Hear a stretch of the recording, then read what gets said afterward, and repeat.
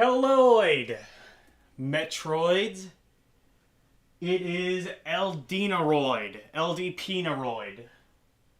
Okay, I'll shut up now. In fact, if you are watching this stream, I highly recommend doing so while chewing on some Altoids, because it rhymes with Metroid. I'm going to actually get a drink. I should have done that before the stream started, but we're already 5 minutes late. So.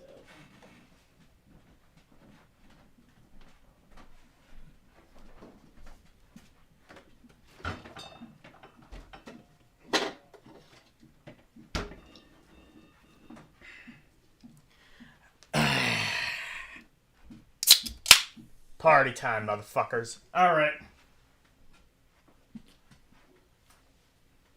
Let's get this show on the road. We do already have some comments. Levon is going out to dinner with his mom for their birthday. Good for them. Yasuke, of course, being critical, but, you know, who knows? Maybe it's legal in this state. Of course, being...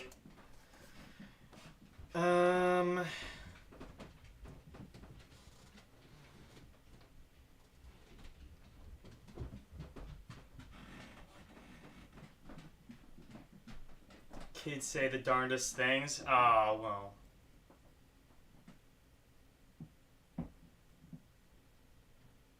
What's good, fam?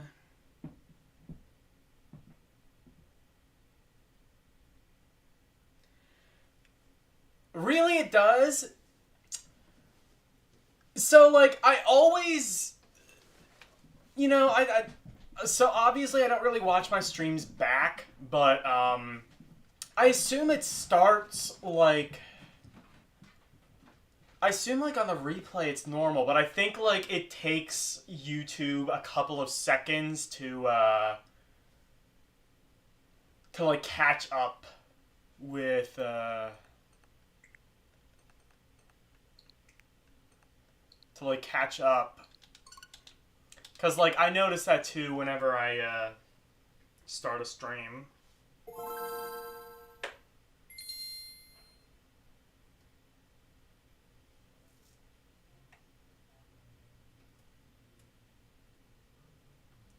And hello, Slimnim.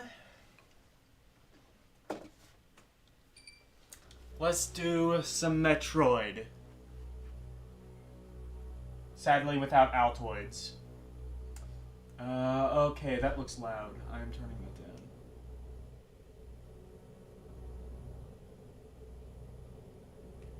That should be good. Let me know...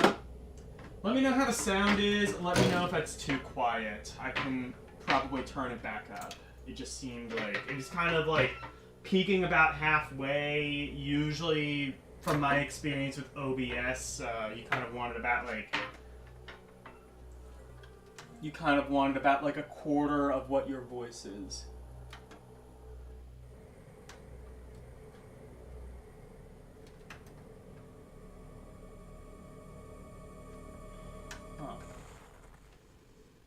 I wonder why the,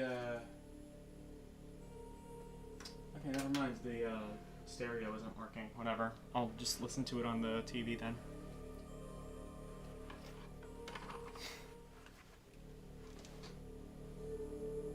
Sounds fine? Okay, perfect. By the way, check out, if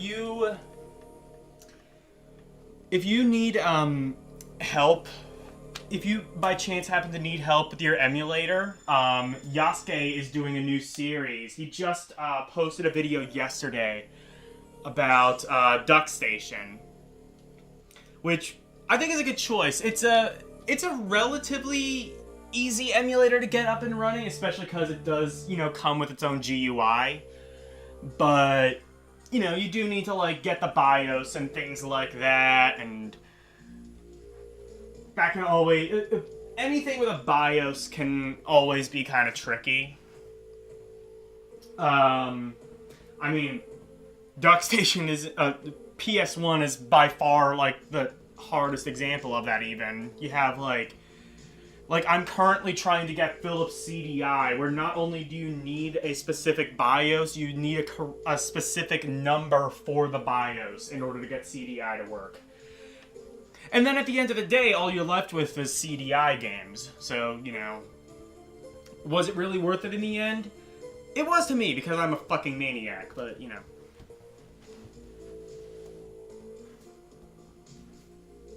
But, no, check out Yasuke's video. He put a lot of time into it, especially, you know, like, he has, like, his own intro, he edited the thing, he has, like, you know, face segment. It's like a professional. It's like the kind of video I would have done, like, 5 years ago when I actually, like, had enough, like, in me to actually want to do, like, a full edited video. I guess the last one I did like that was Commodore 64, and even then I edited the entire thing on my iPad, so. Next one is Kega Fusion. That's Game Gear, Genesis, Master System, Sega CD. Okay, yeah.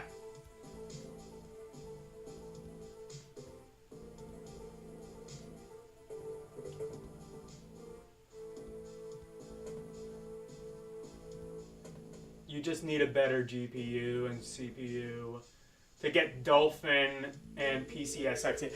Honestly, I'll tell you, I can't even get that running full speed. You need, like, insanely... You do need pretty powerful hardware, which makes sense. Those are newer consoles, but, no, even I can't get PCSX2. I can get some light stuff done. Like, if you've ever seen my, emulation, or, my Rompery, what did I call my thing? Emulation Nation. I'm not LCX.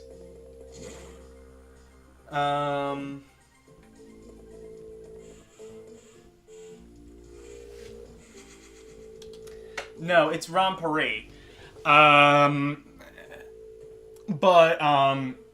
You know, I can get some games working, like lighter stuff, PS2 working, but once you get into, like, anything with, you know, graphics, it starts becoming a bit more of a challenge. I also, so, like, GameCube, I can kind of get working. Wii is more of a struggle, which, I don't know, like, I guess the Wii is technically slightly more powerful than the GameCube. They use mostly the same hardware, although, from my experience, GameCube games actually tended to look better than Wii games. Like, if you compare, like, Double Dash to Mario Kart Wii, or you compare, like, Super Mario Sunshine to Mario Galaxy, like, they tended to look better, even if they were probably running on similar hardware. I don't know, maybe it could have also just been, like, a style. Like, they wanted to make, like, their mainline games look worse to kind of, like, fit more with the style of, like, Wii Sports, which came bundled in with the system. Where,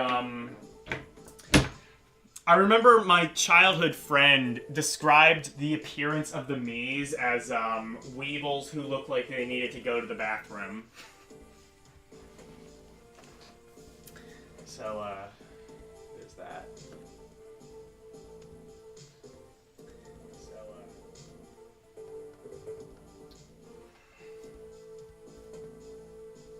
Thanks for the shout out, no problem. CDI is just hard to emulate. Yeah, my understanding, right, it is.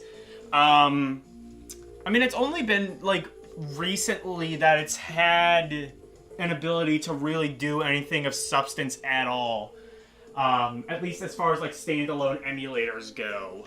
You used to... If you wanted any sort of, like, quality CDI emulation, you basically had to, like, mess around with, like, hash files and MAME and get it working there somehow. Now there are a couple different emulators for CDI. Um, I haven't like gotten everything configured yet, so I can't tell you exactly if it runs full speed, but yeah, Keg of Fusion is a really easy one to get running. I think the only one that's going to be like maybe a slight challenge is Sega CD, and that's just because like you need to get the BIOS and you need to make sure the BIOS has the correct file name, otherwise it's not going to work. That's always the struggle with BIOS, is that BIOS files is like sometimes it'll be like Sony PSX BIOS #1, but like DuckStation will require a very specific file name, and if it is like one letter off,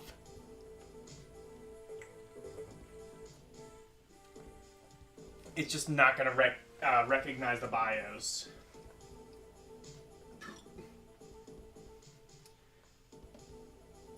There's a new Jaguar emulator. I actually, so it's not, yeah, it is relatively new. I did actually just download it, and it works pretty well. Actually, they put in way more effort than they reasonably should to emulate a fucking Jaguar, but it has a GUI.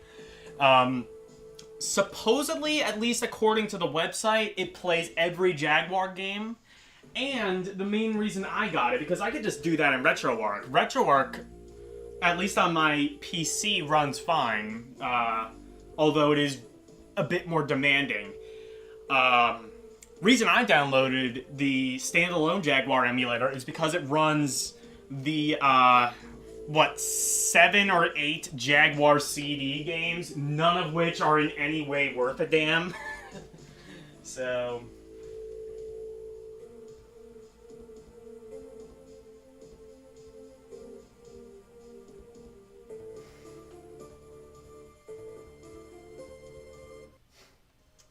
Rob, how are you? Hang on.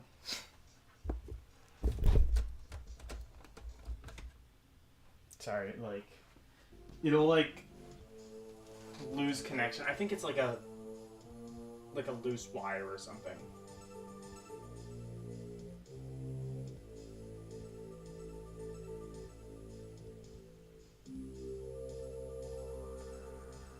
True, you can just do that. You can just, you can emulate a lot of this shit on your phone now. Oh, really? Even if you have, like... I guess that makes sense. Even if you have, like, really good hardware,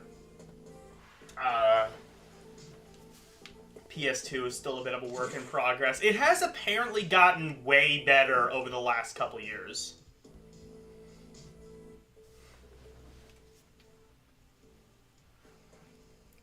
So I need to see the map, because I don't remember which direction I came from.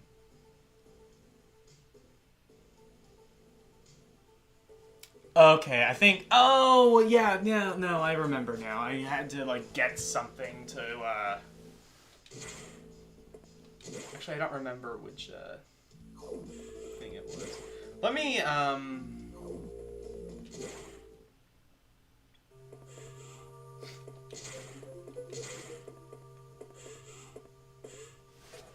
Let's read the terminal, see what it says.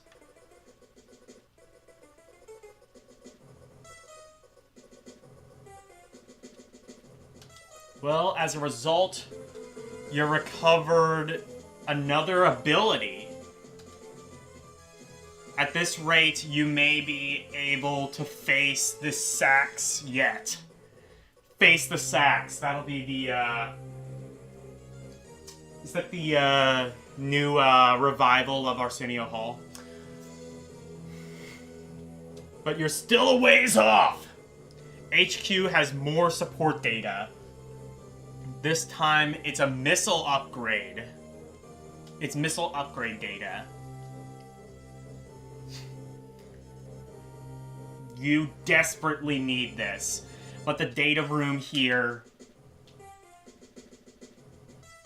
is sealed with a level 4 lock. The highest security level.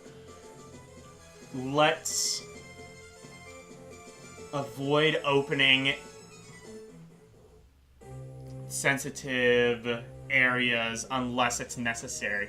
I think we might be, like, near the end of the game. If it's, like, we're almost about to, like, open up, like, the highest security locks and, like, we're talking about fighting the boss. I don't know if I'll be able to finish it tonight. That would be cool, but if not tonight, maybe next week we might be able to finish this game. Also, the route to the data room in Sector 2 is blocked by still more Sax activity. I note a deliberate activity pattern as if it is blocking your recovery internally.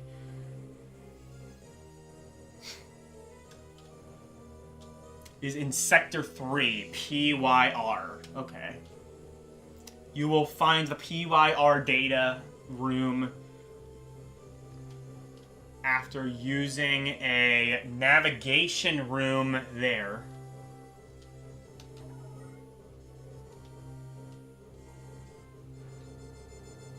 Now head for Sector 3.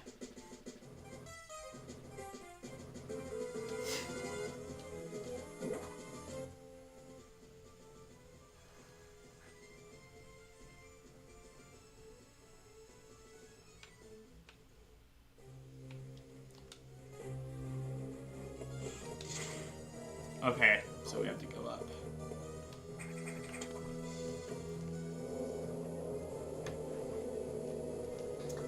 Hi, K.E. How are you? Hey, Julian. Retro Tib Run. I think I've seen you before, so I will give you a wrench. And get wrenched.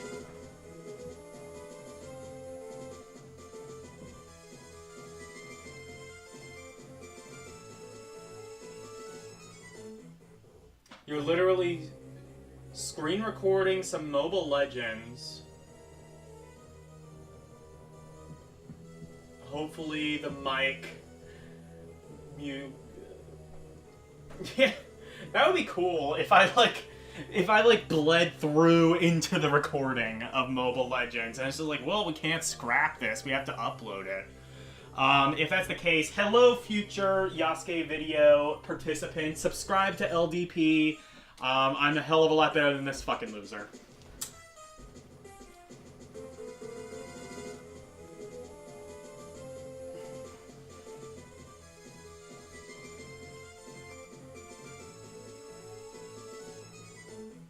You saw my... Oh, shit! Okay. Julian, you have to tell me about this. Is it good?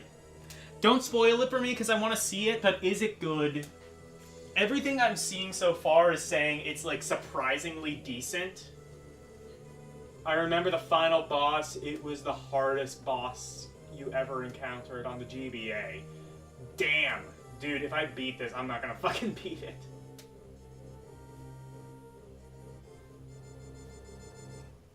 Incredible. That's all you gotta say? Damn. I'm hearing good things. I'm hearing good things about it. I'm hearing that, basically I'm hearing Jack Black steals the show. Daniel Day-Lewis is good as Luigi, but woefully unutilized in the movie because he's only there for like a few minutes. And Chris Pratt is not good, but he's a lot better than most people would have expected.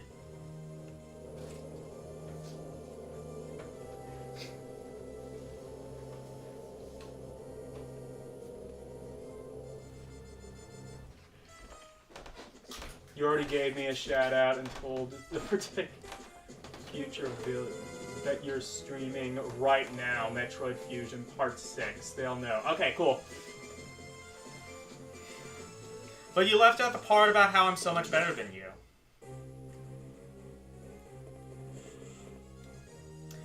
So you're like typing so you're typing a chat while you're talking, while you're doing a video? That's That's fucking hardcore, man. Confirm mission. Okay. It's just that. Head to section 3. Go. So is this not section 3, does it say?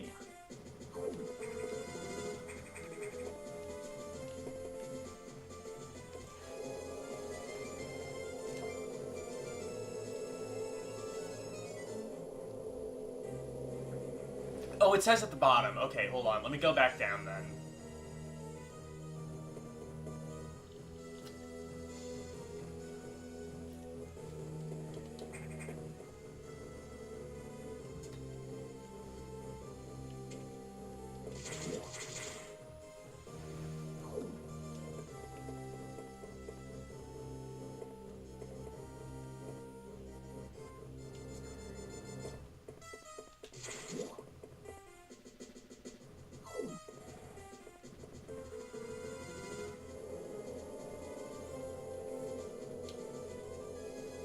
It's, oh fuck, section 2. That's not what I wanted. I was in section 3 already? You hope we get DK Country?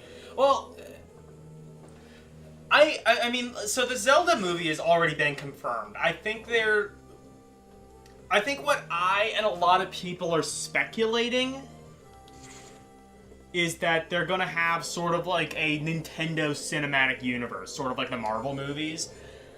Which, if this movie is as good as everybody says it is, and if the other movies continue a similar level of quality, I'm all for it.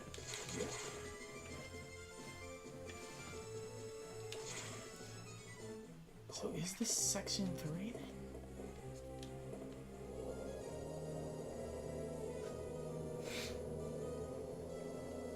Hang on.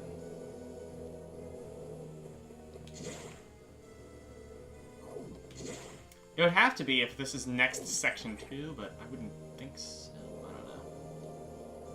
I was literally just here, so why would it...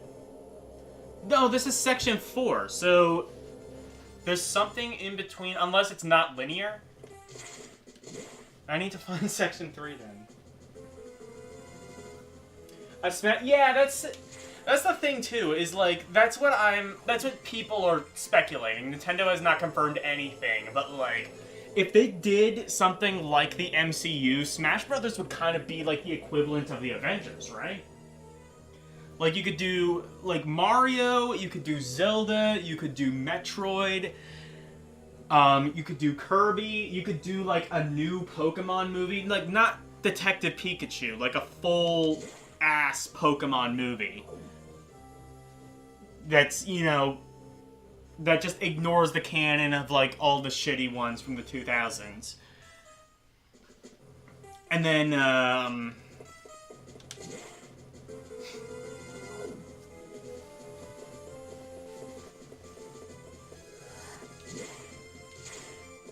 oh, wait! That's right! I could just do that. Or maybe not.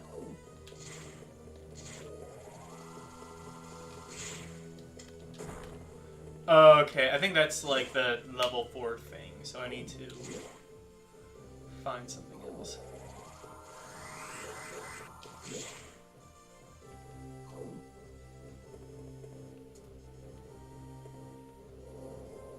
So is this a thing I need? This is section 1, okay.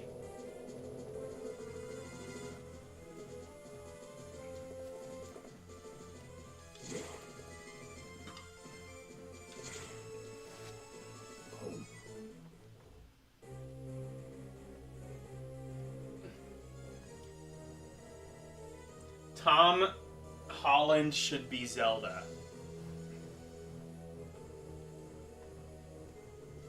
Okay, stupid question. Who's Tom Holland?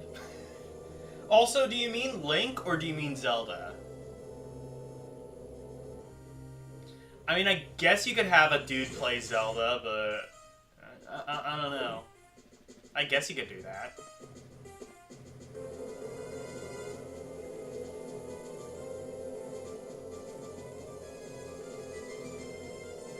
Trigger warning? What? I don't know, but also hello, Triforce.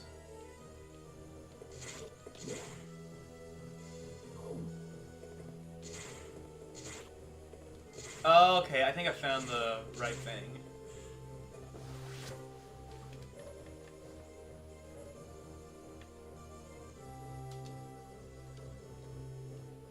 Thankfully, the X have not invaded this area yet. The data room here is sealed by another security. Okay. You must find the security room here. Okay.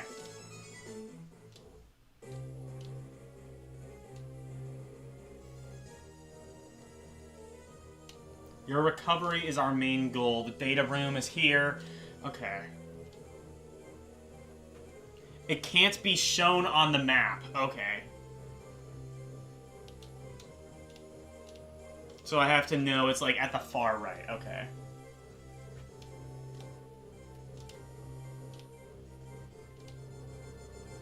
But the lock and proceed. No, I might need to reread that actually, because that seemed like something I really needed to. Green hatches. They go to the data room. There are no ultra-heated... There are no ultra-heated areas on this route. So turn back if you enter one.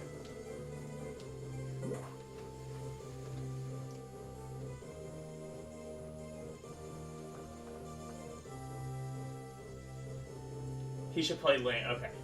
I hope Brie Larson plays Samus. And this is the part where I realize... This is the part of the show where I realize I have no pop cultural expertise, because I have no idea who any of these motherfuckers are. Brie Larson, I think I've at least heard the name of. Who is Tom Holland?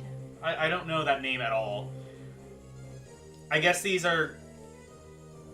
Are they, like, big in the Marvel universe? Like...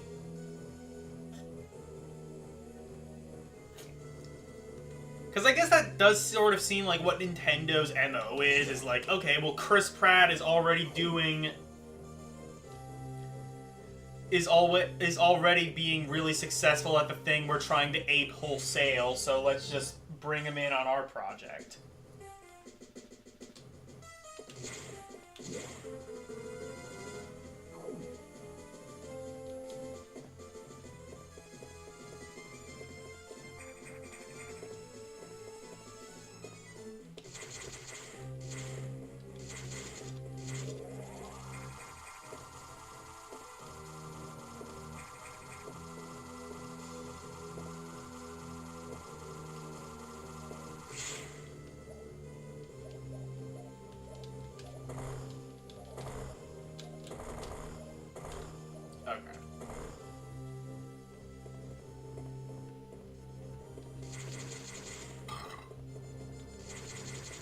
So, are they saying there isn't going to be, like, enemies in this area?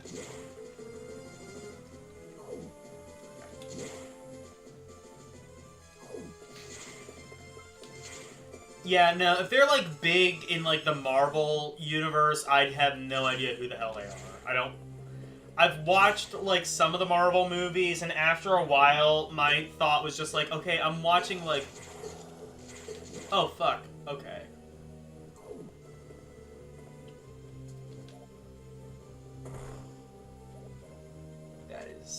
Not safe yet.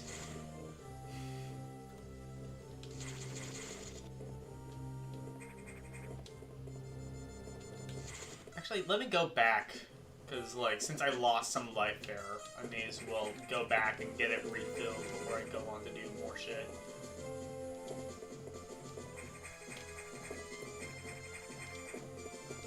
Can I do that? No.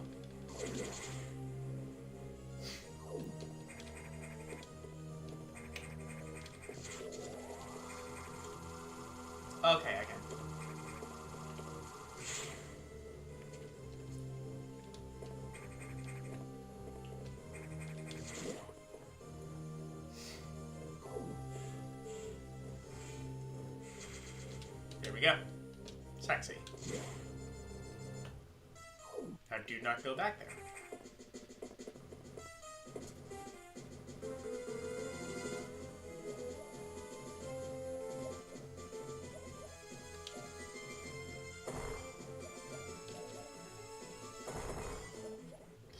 Oh, shit, I found...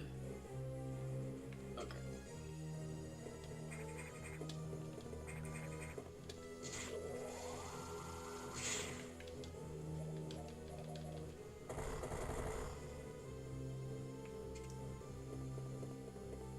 Oh, I see, okay.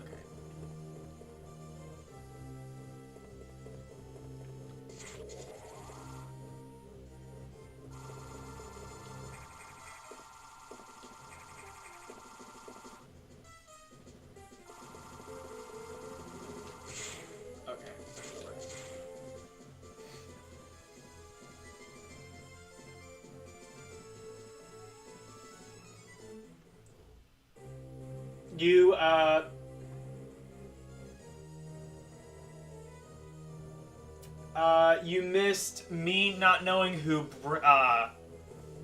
Brie Larson or Tom Holland is, because I don't watch Marvel, and if they are at all in Marvel, then I know about as much about that as I know, let me rephrase that.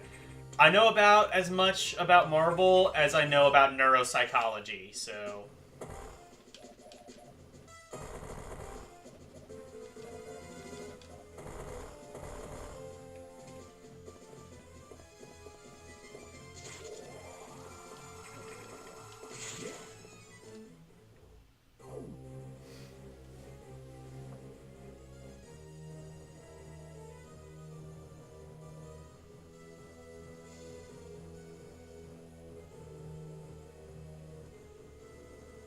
Have you ever seen Scott Pilgrim? Was he in that? Okay.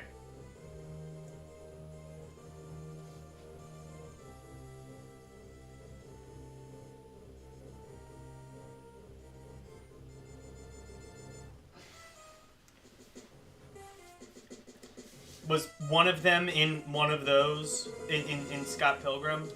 I have seen Scott Pilgrim, but it's been a while, so I don't... I know there was, like, a nerdy kid and a love interest, and there was an Xbox game, which honestly I thought was extremely overrated. I think people just liked it because they couldn't get it for a very long time. And then once I got... And then at least, like, once I finally got the ability to play it, I was like, no, this really isn't that good. It kind of controls like shit.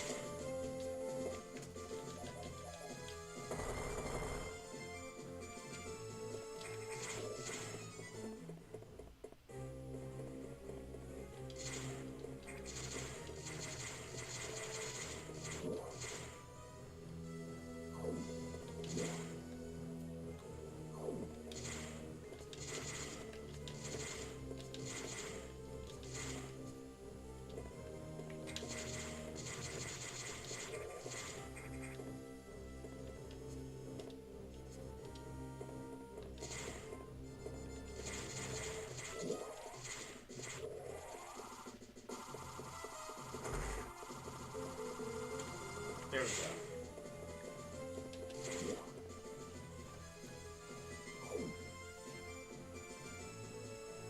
Oh, Scott's ex-girl. Okay, got it. Yeah, I could see that. I have like a vague memory of who you're talking about now. I remember she was pretty. I could see that.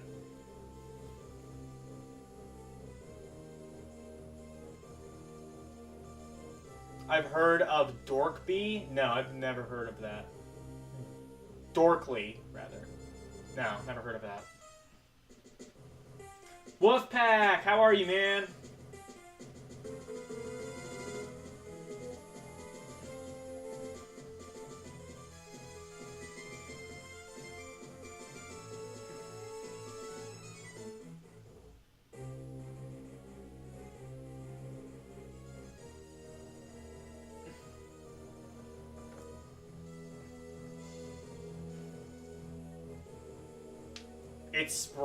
It's sprite animations. Okay, I've never heard of that. I'm sorry. I have.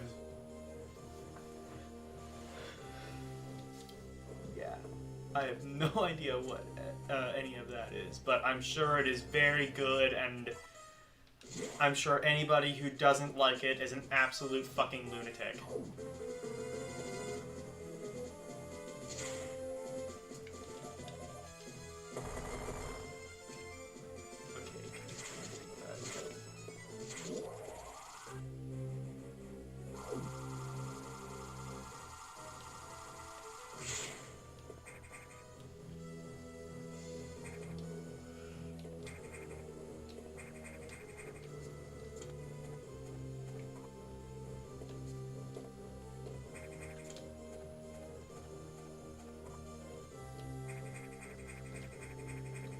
I can't go there yet.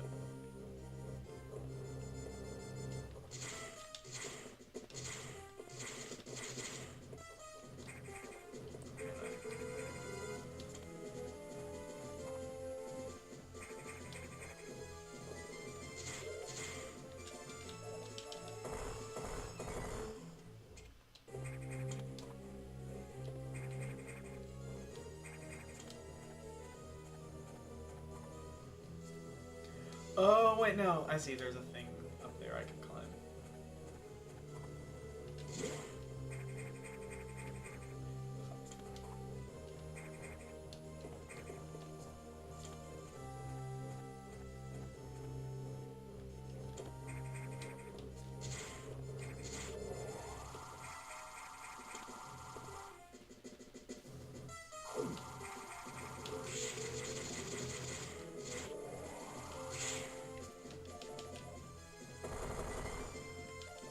Oh, okay, there we go.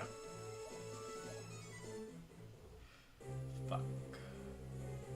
Let's not,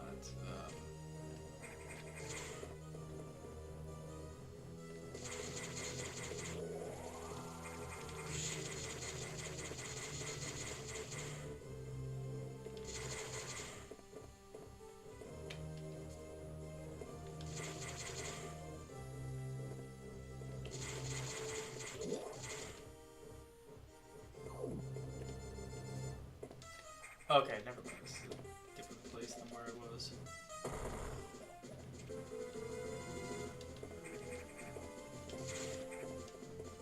Or, no, okay.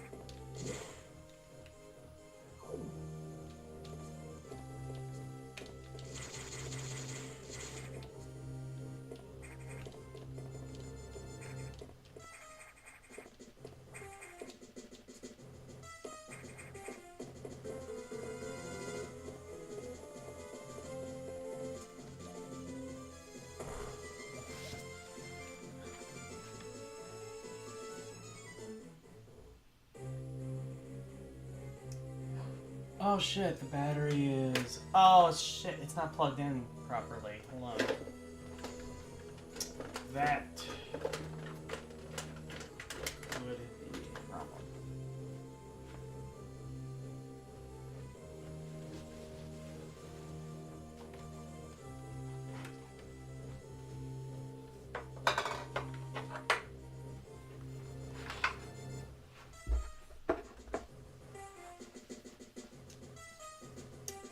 Oh, okay. I forgot to plug my computer in.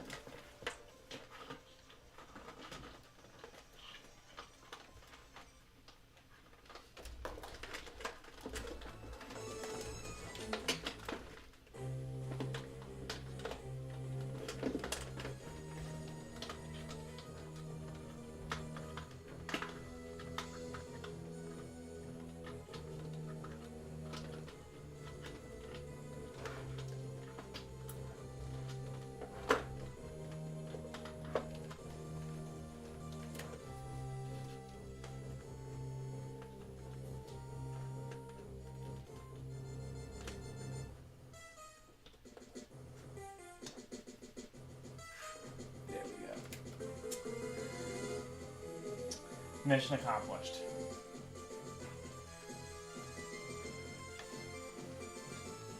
Chad, how are you? Code secret revealed. I don't even know if I want to click that. I'm scared.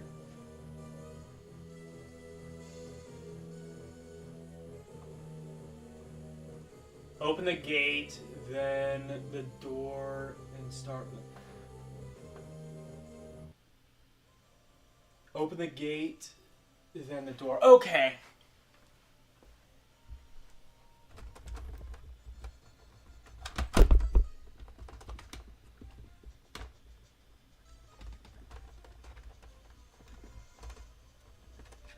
Fuck.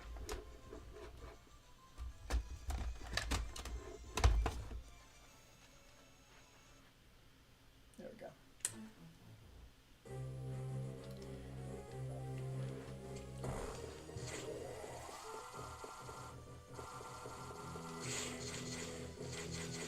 Oh wait, I...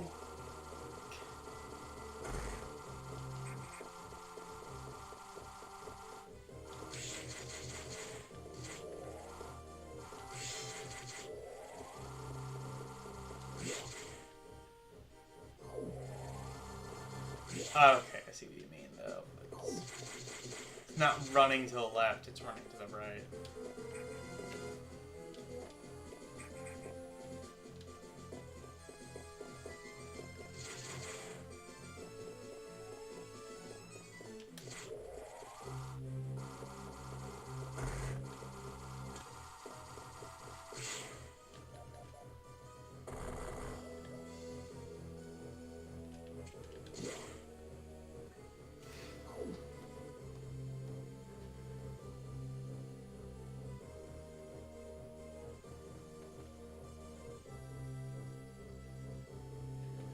Oh wait, oh I see you're showing me what the sprite animations are, I see.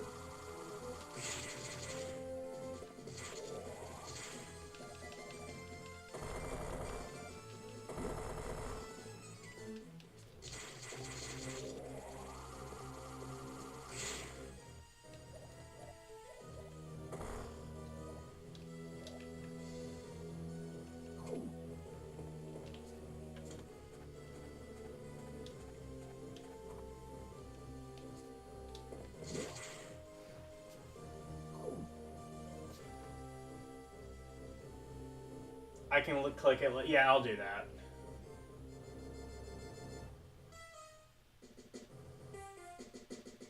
You even did a comment. Is your favorite? Oh, I see. Yeah. Okay, I got it. So it's like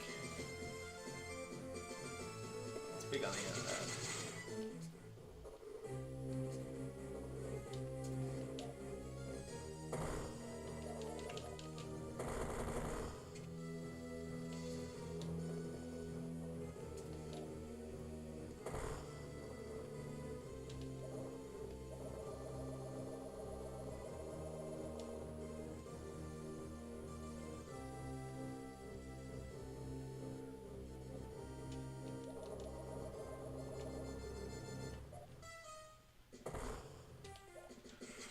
Ooh, got it.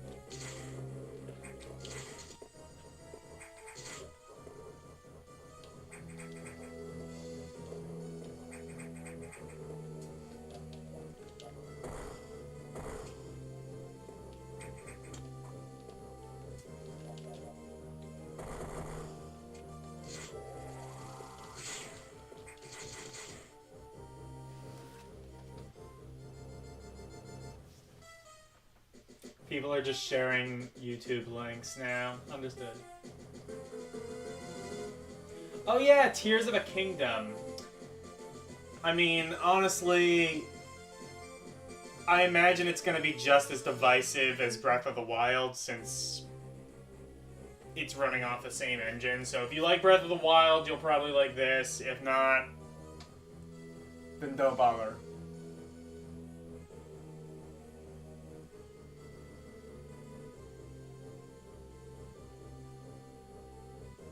When you get back to the room with the gate, don't go off screen. Open the gate. And then the door.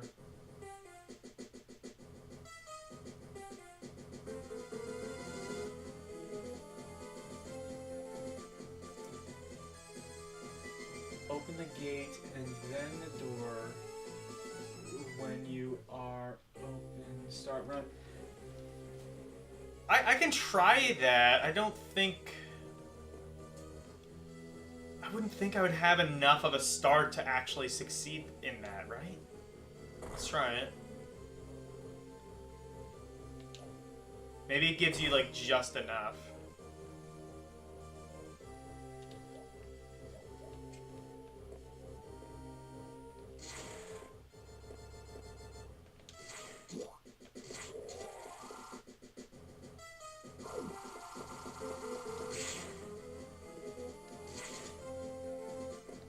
Oh, wait.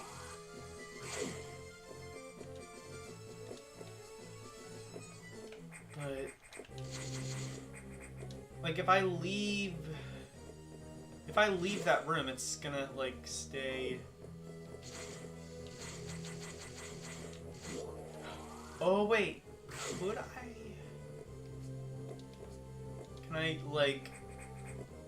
Oh wait, no, I see. I think I understand how it works now. Okay.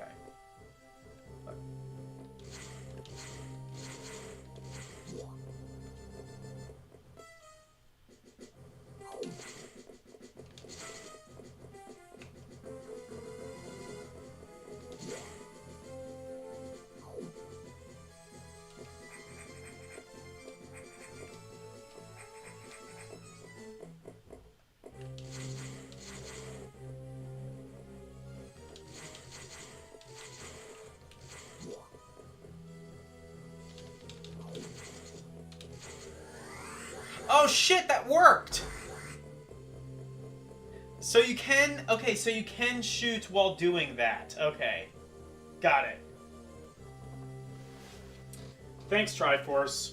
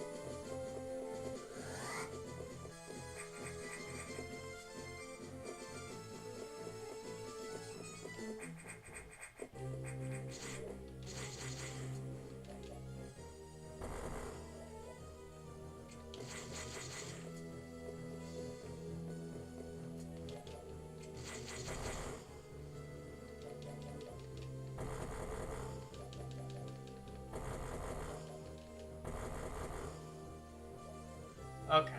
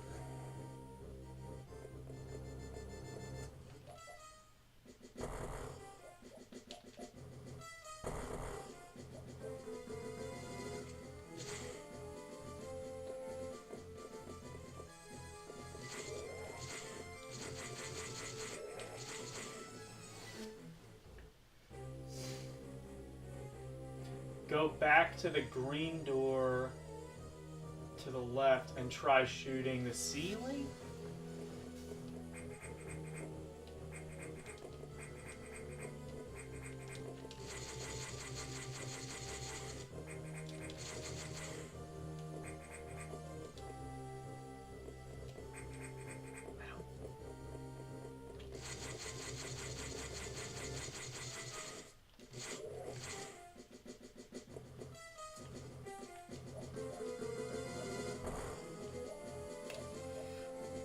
Oh, well that's...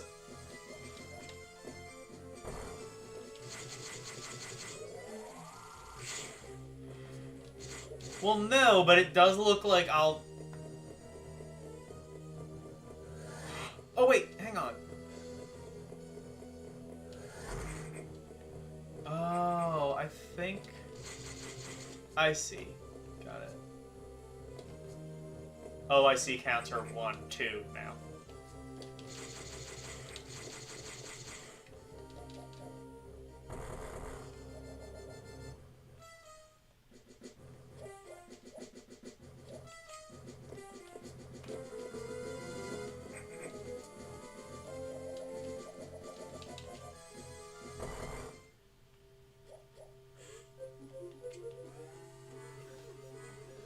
And what did I get? I got security level 2! Alright. Wait, security level 2 and we need to get security level... Okay. Well, the green hatches are now active, so we got that done.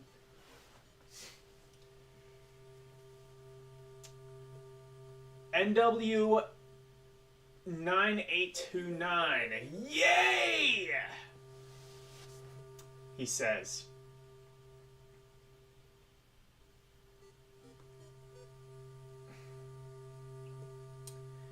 Thanks again, Triforce.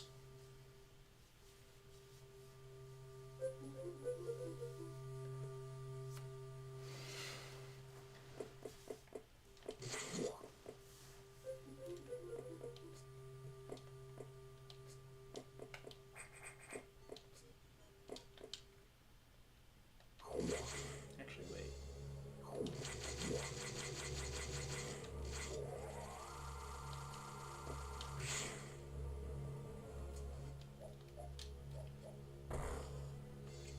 Okay. I'll need to do that. Actually, no. One last thing I just want to see. Okay.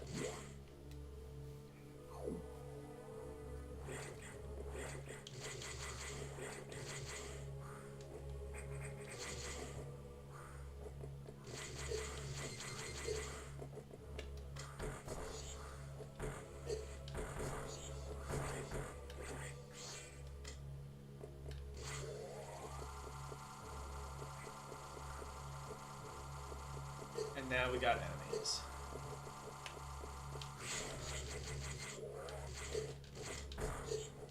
Fuck you, I'm just using my missiles. I should not have done that. Okay.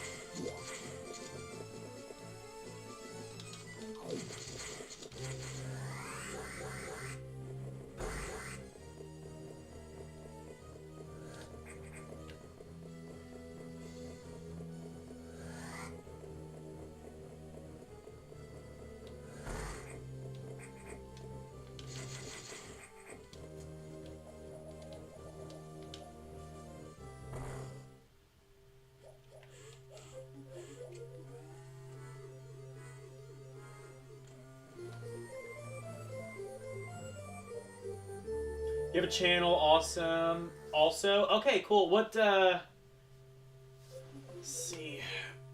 I'll check your channel out. Let me see what kinds of stuff you do. I'll give you a shout out if anybody's interested.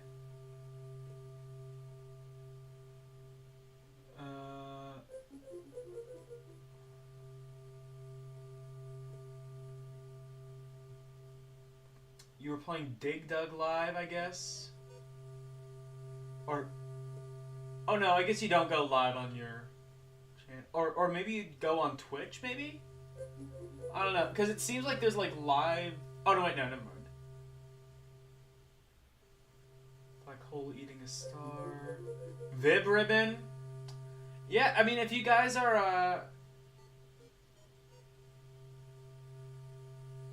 how not to shut down a nuclear reactor. Okay. Yeah, it looks like you do like a lot of retro stuff. You don't do Twitch. Okay. Well, anyway. Yeah, check out his channel. He's modded, so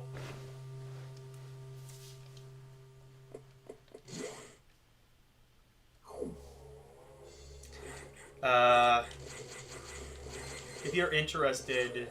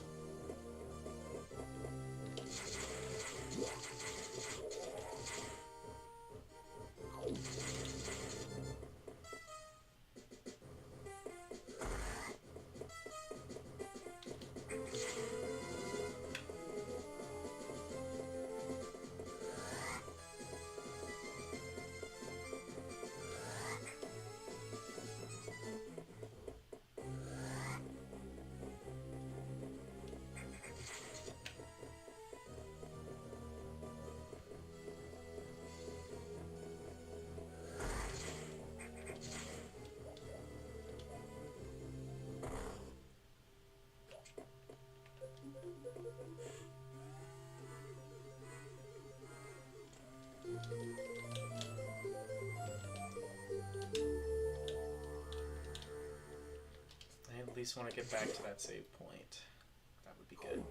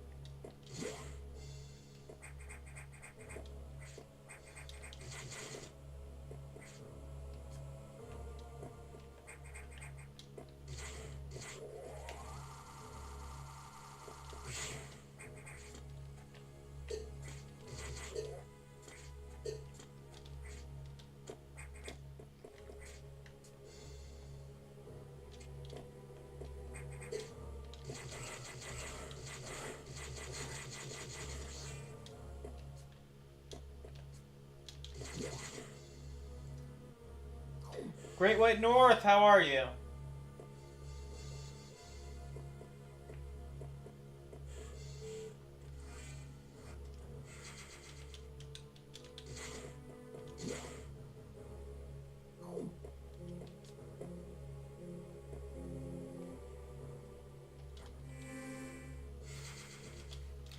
By the way, how does the video, does it look at all different? So, like, only reason I ask is because I was messing a bit with OBS earlier.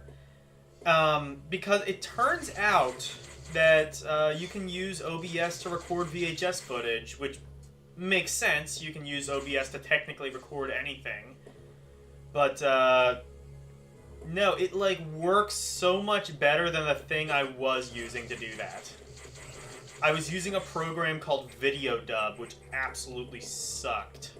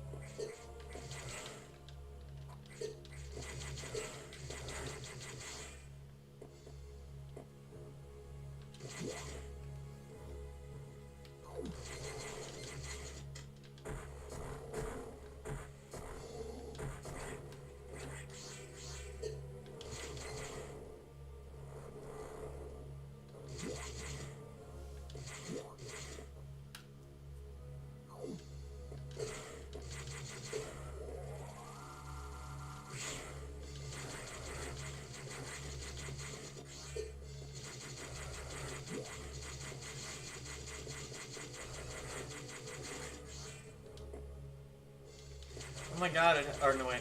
I was gonna say, it has like the classic Metroid enemies. Those were already there. I should not be surprised by that.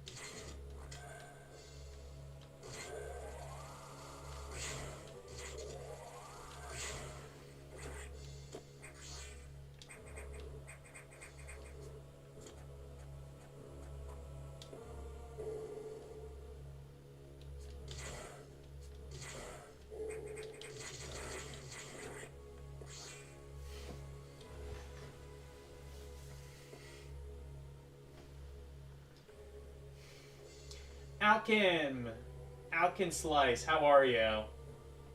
I'm having a good night, yes.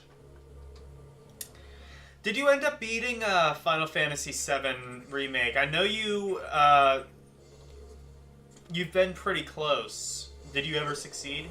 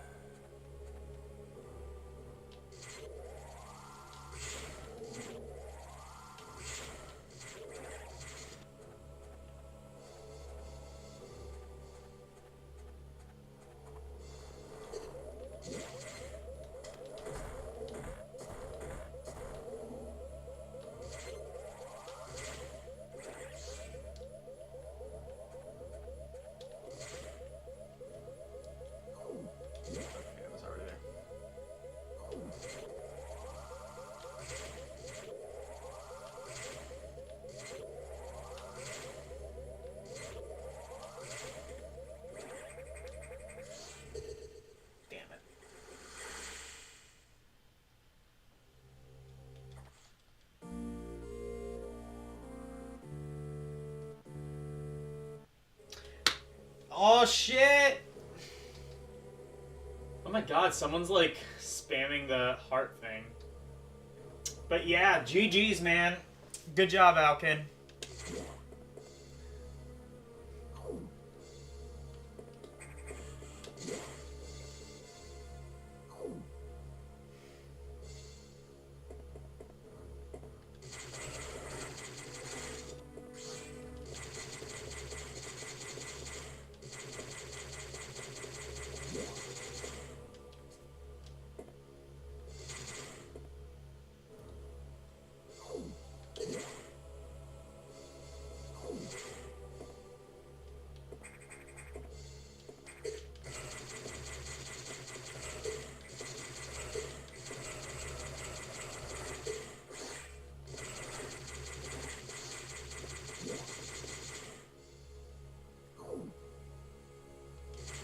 You just gotta do the last two questions. Okay, well, still.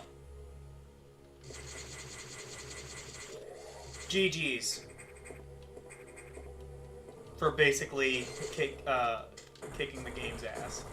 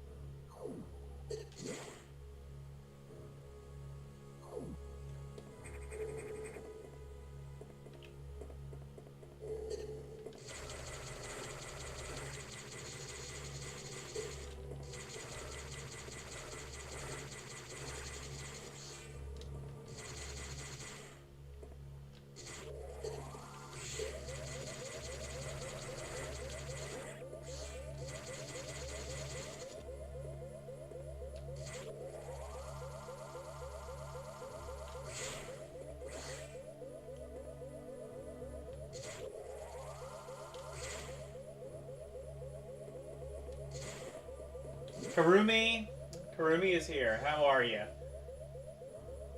The DLC arms for Nero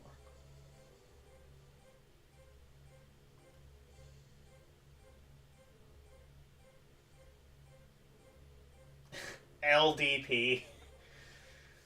I love that. It's like, is that like the ship name of me and LCX? Is that what we're going by now?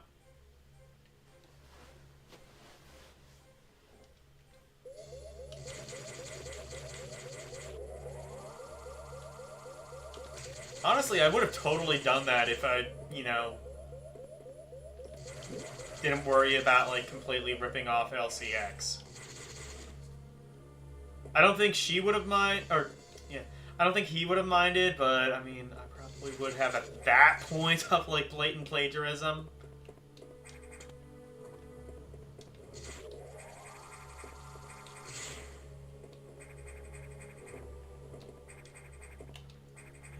No, I don't.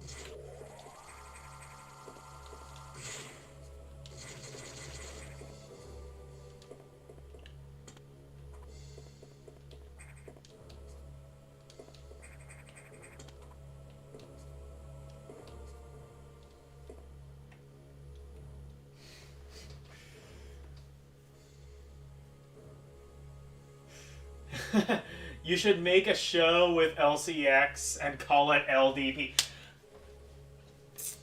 I'm gonna, you know what? If LCX comes into the chat, I'm gonna propose that to him and see what happens.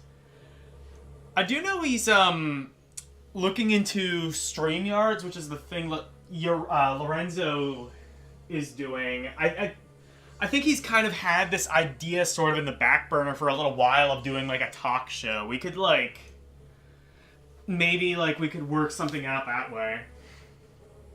I don't know. Depends if he's into that. Lowlies can't. Anyway, moving swiftly along from that.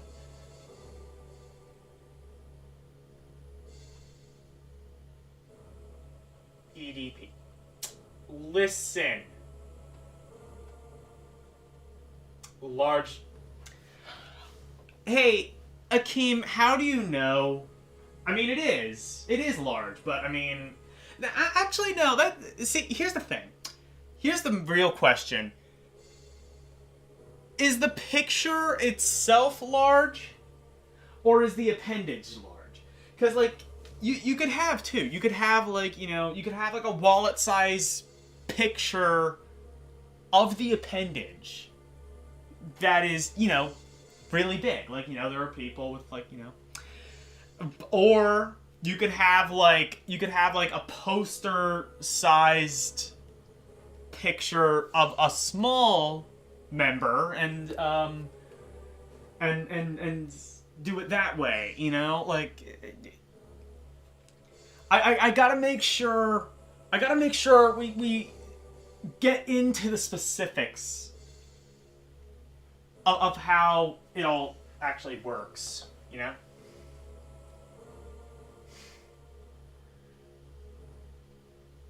You kind of want to try StreamYard so you can try streaming on YouTube. And so wait, so StreamYards can do that for free? You know what? Actually, I think technically OBS can do that, but I think you need to pay extra to enable that feature. But yeah, there should be, I believe there is a way with some software. I don't think I would want to use StreamYards though. I've already like taken the time and energy to learn how to like set up OBS. I don't want to figure out more shit.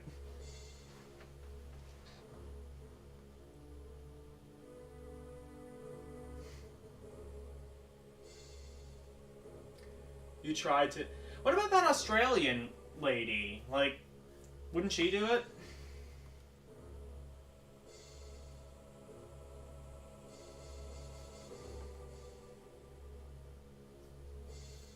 Lorenzo finding... We are not...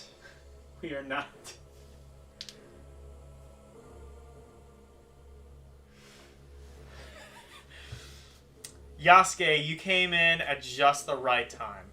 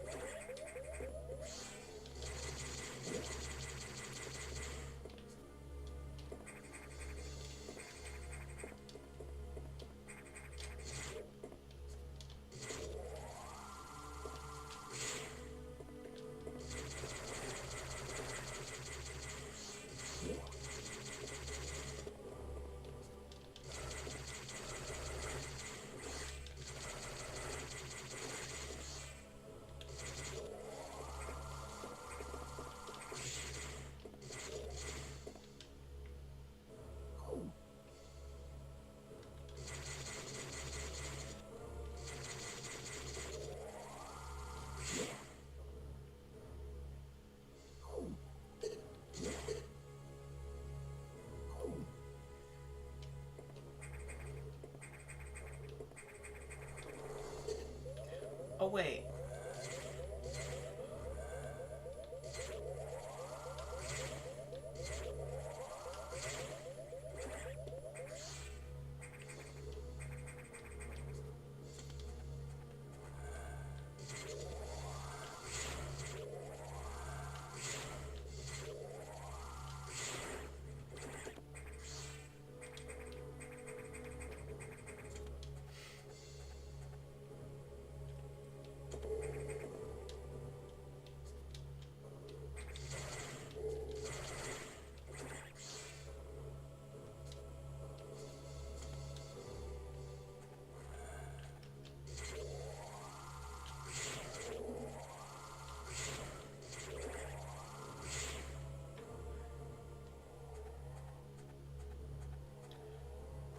Look, I don't pick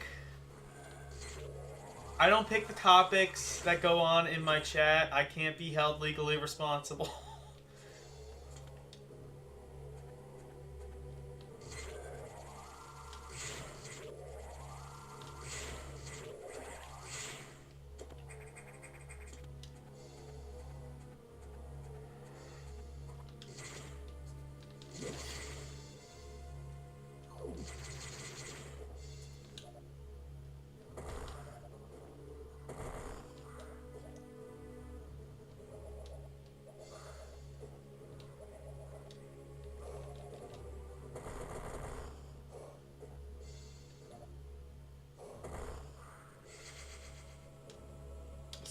Fuck yes.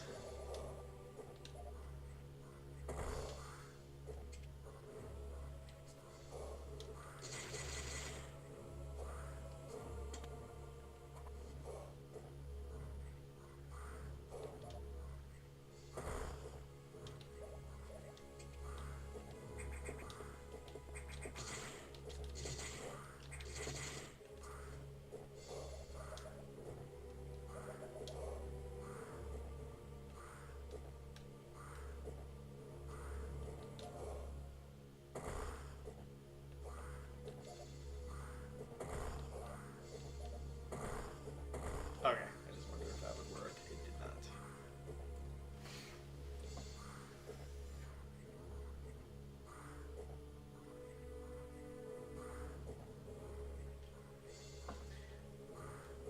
I am sort of aware of SML.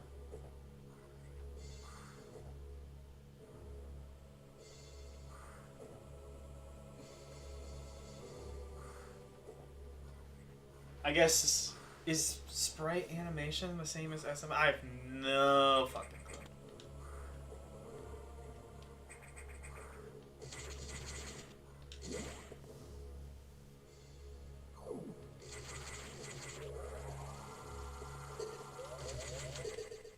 Shit.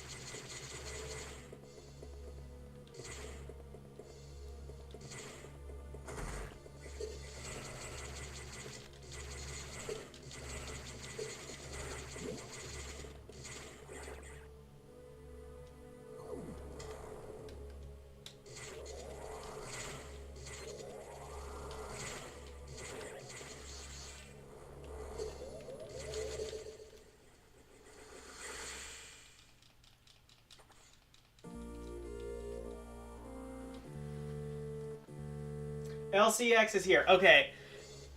So Akeem had. So we've come up with an idea while you were gone, and we want to run it by you. You and I do a collab together, and we call it LDP. But like, so like the L is spelled like the beginning of your name, and then DP. So like, we have literally not thought it at all beyond that. Realistically, but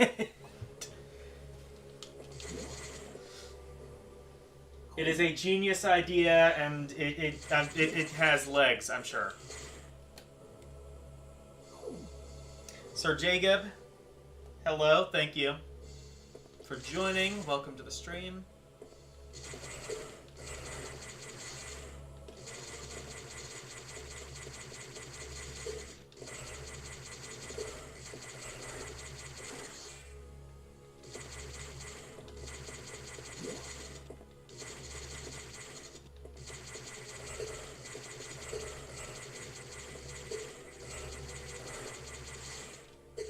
I think I still need to also do Logan's Dinner Productions. My new ASMR mukbang project.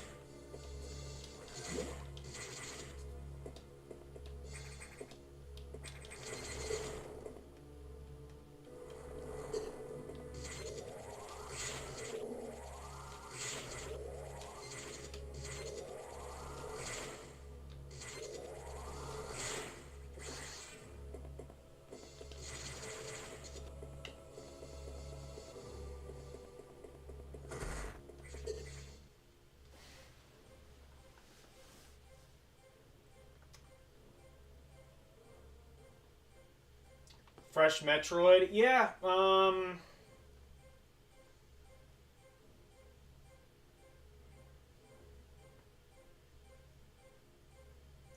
share it on the tab.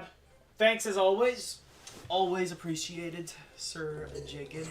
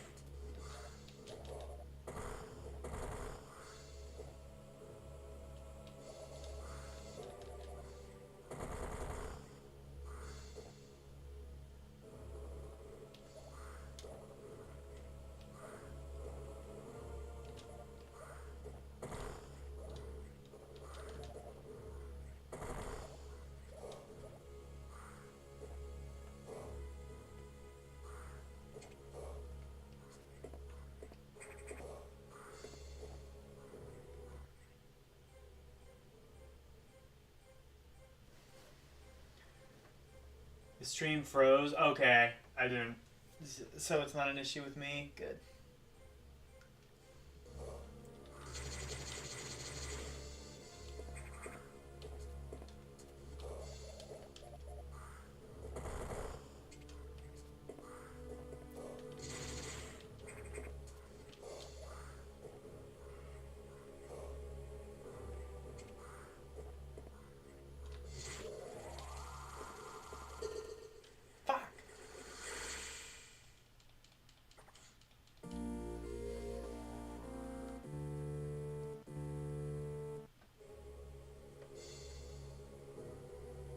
What a wonderful idea. Yeah, literally, I have not thought of LDP sounds king. It wasn't until you... It wasn't until you went there. Your mind was in the gutter. You gave it that connotation. That is all on you.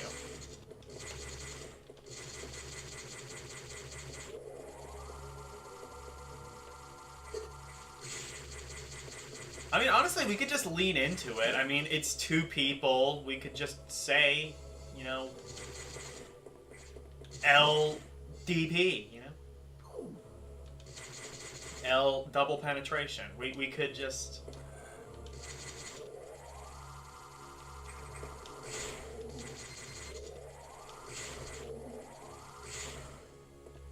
That'll be our combined OnlyFans. That'll be our combined OnlyFans project. Well, we're gonna make some fucking bank, okay?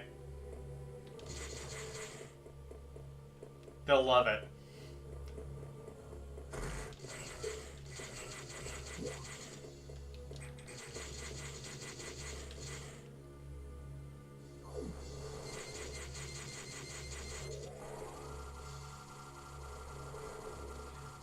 Oh!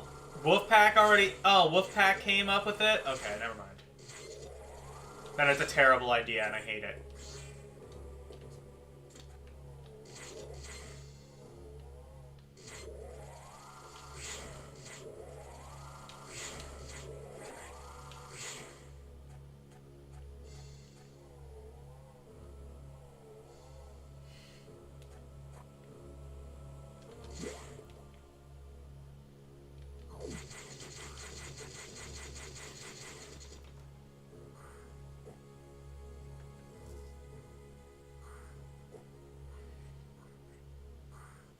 Your mind was born in the gutter? Well, my mind was born in a test tube, so...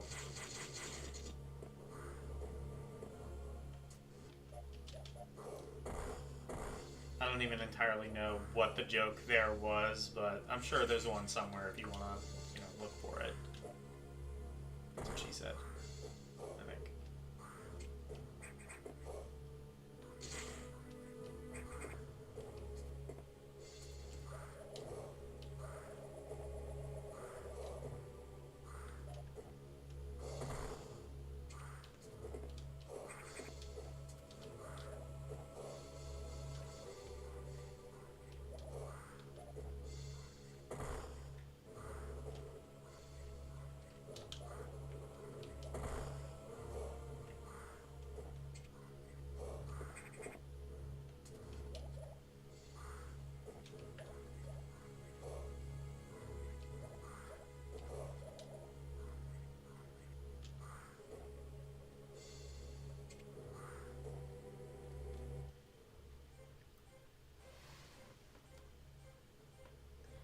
Banjo-Kazooie's...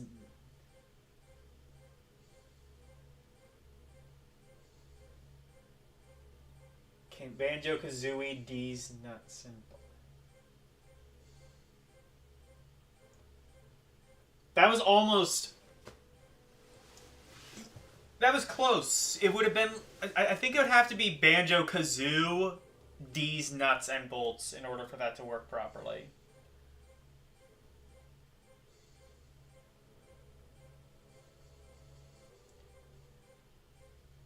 Yeah, no, I've heard of, I'm aware of the game, never played it. Honestly, from what I hear, that's probably...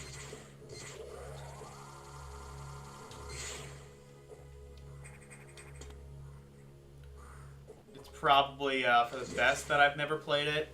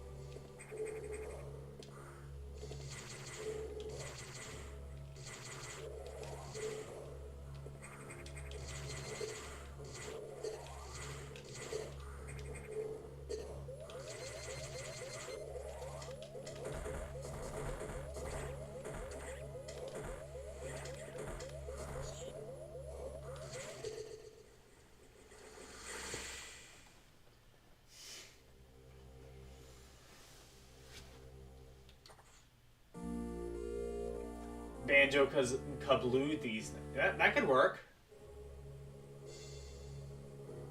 I think that, yeah, that one. Yeah. There you go. Wolfpack saved it in the end. I wasn't entirely sure about the execution at first, but he made it work. And I think we can all be proud of that. Or something like that.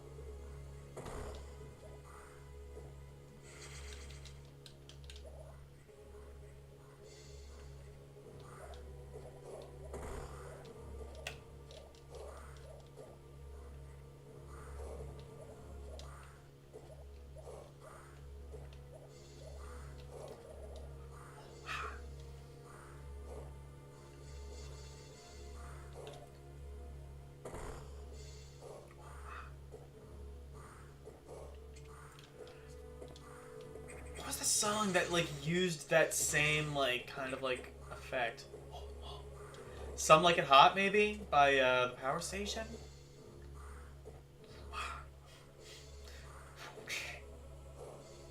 That's a good song. I haven't heard that one in a while. I want to play it. Some like it hot, so let's turn up the heat till we fry.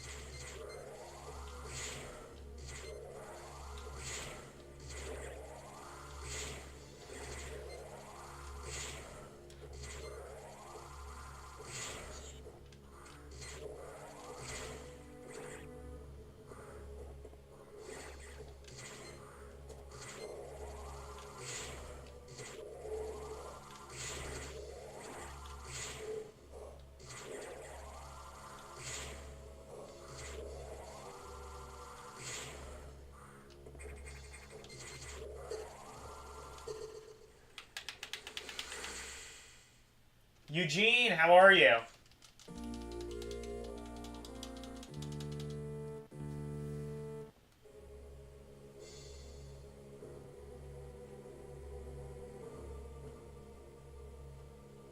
If this were classic... Wait.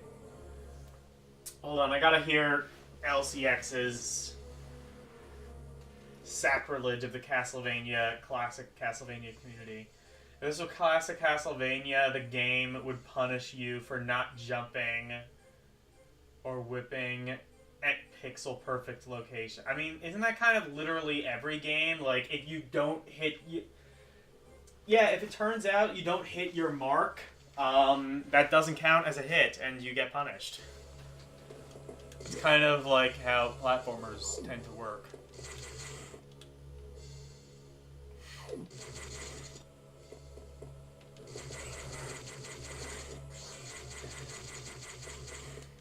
No, like I said, I think I get, like... I understand... And for what it's worth, though, you aren't alone. I should mention that, too. Like, you aren't alone in not liking classic Castlevania. I know a couple people who really don't. So...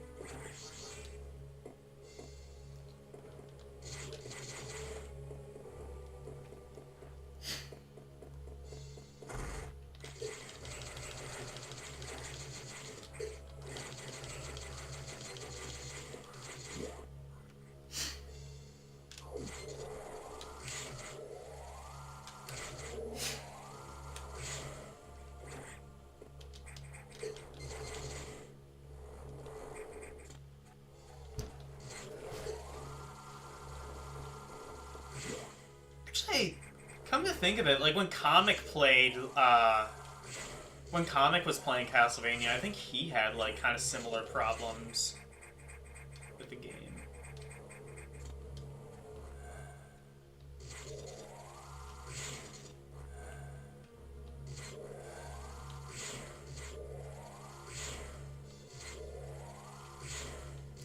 Speaking of which, I think he's, I don't know what he's doing for his backlog tomorrow. That'll be interesting.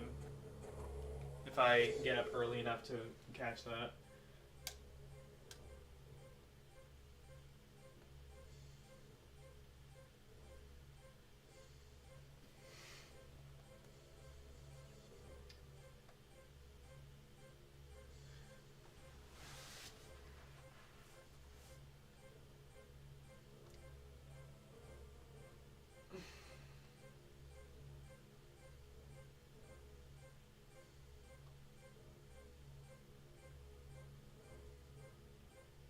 That's what good games...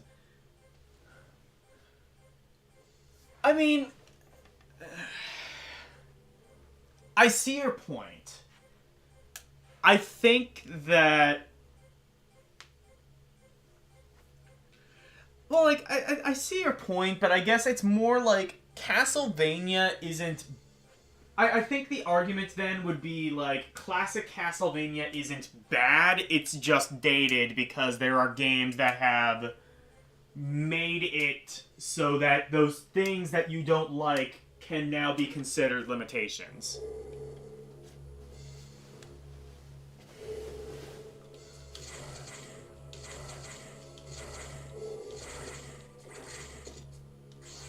Like, obviously the modern... Well... quote-unquote modern Castlevania. I know, that's a huge joke, right? But, you know, obviously, like, the later Castlevanias are gonna have, like, more features and more, like, ease of, you know, quality of life shit and things like that, but, you know, it had to start somewhere, I guess.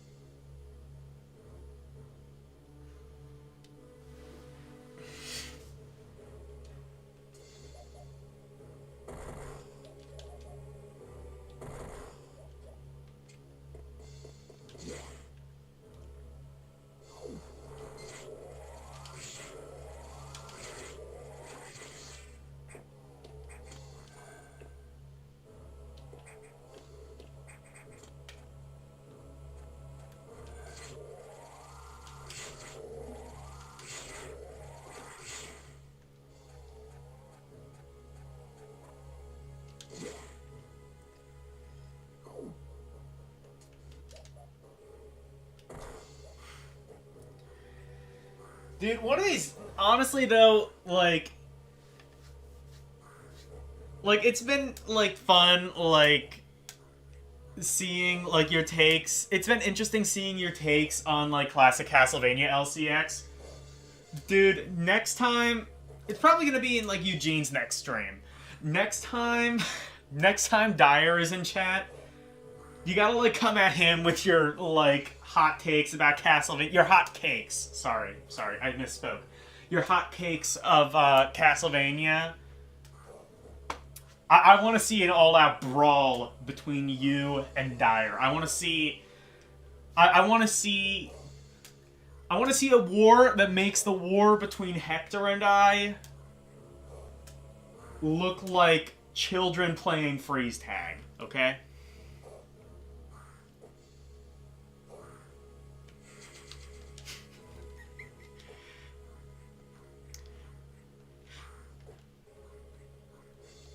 I love chaos.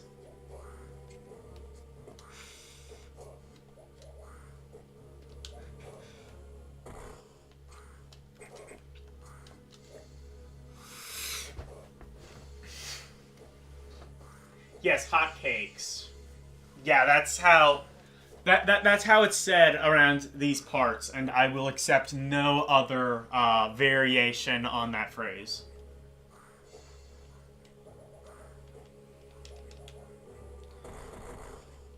Like hot takes is that how they say it in your language? I don't comprehend that.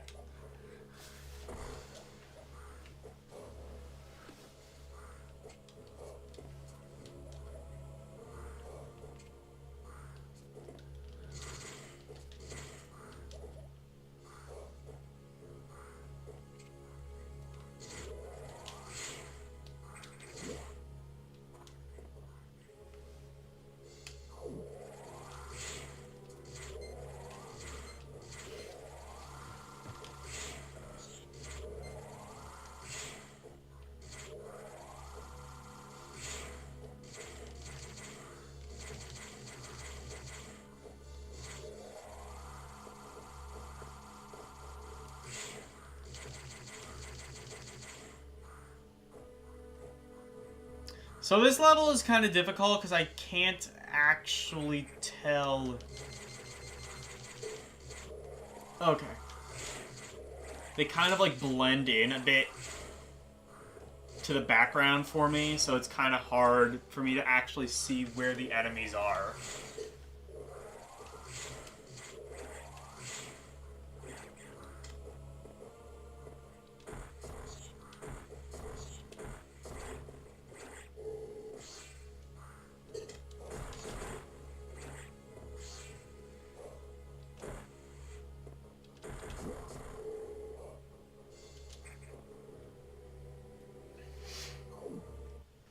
A great platformer that came out where the platforming is not restrictive at all and is awesome is Demon Turf. I've never heard of that. What is that on?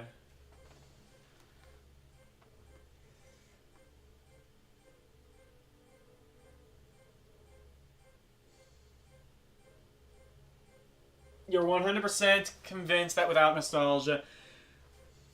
I mean, like, for what it's worth, I'd say, like, for what it's worth, like, I've seen an relative equal amount of people go to Castlevania who have played. How do I put this? I've seen like both kinds of groups. And both groups are people who have like, you know, either A, never played a Castlevania game before, or B, have played the Metroidvania ones. And I've seen both sides of it. I've seen people who are like, oh, this is too restrictive, you know, it's like the bullshit. I mean, really, it kind of comes down to like the knockback, I think, is like the most bullshit part of classic Castlevania. But, and really kind of just the most bullshit part of a lot of early platformers. But which is something Mario. One of the many ways that Mario is revolutionary is that it managed not to do that, and kind of just like beat everybody to the punch. Like Nintendo knew knockback in 2D platformers was bullshit before anybody else even thought to implement it. But I've seen both sides, honestly. But obviously, the people who, have played the Metroidvanias, they aren't gonna, say... They probably won't say, Castlevania, 1, 2, 3 is better than... Well, definitely not 2. They won't say, Castlevania 1, 3, Bloodlines 4 is better than the Metroidvanias, but they will say, okay, these work on their own... These kind of, work on their own, for what they are, if that makes sense. They work on their own merits, is what I meant to say. Oh, Okay. Super Missile! Hold R and press B. Yeah.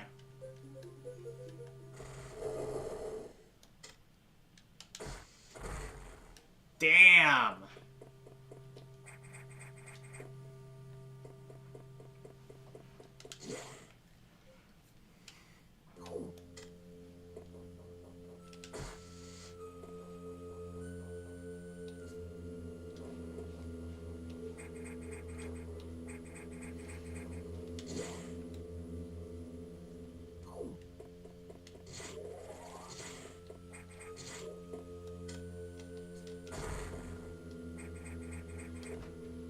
That missile is thick. Okay.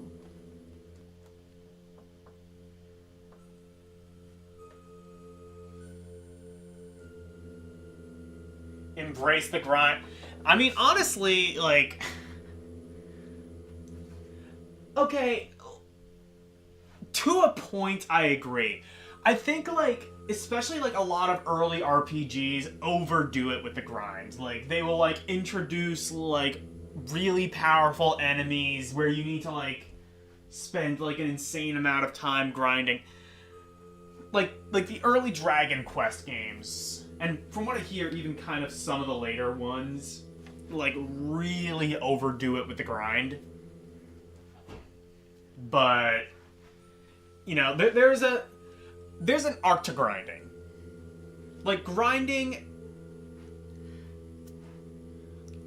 to me, grinding and combat in general is just the best part of an RPG, in my opinion. Whenever, I get to a town segment, I'm, to be honest, whenever I get to a town segment, I'm like, fuck, here we go. I have to, solve whatever bullshit puzzle to, get out of the town segments or whatever, Because that's, always what it is. Earthbound, that's where I got stuck in Earthbound, was in the first town segment. Similar thing was, with... I don't remember what it was. I don't know, but, that tends to be, where I get stuck in RPGs at the town segments. So, I'm kind of with Eugene on that. Embrace the grind.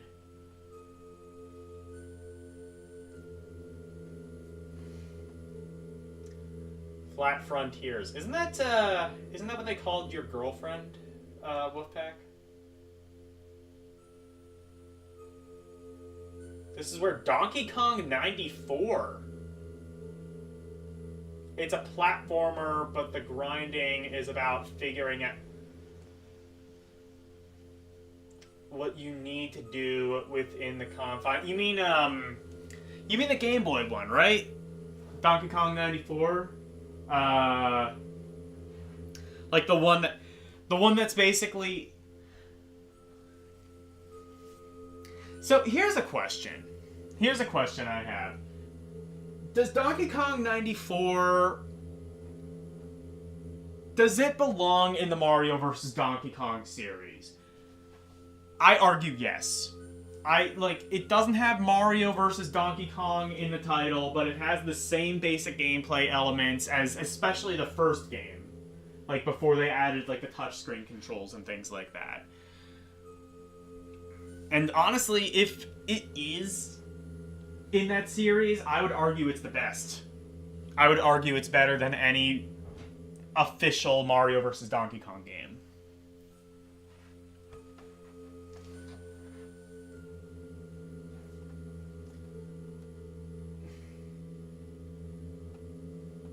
We can use fat frontiers as for 3D plats and flat frontiers for 2D plats.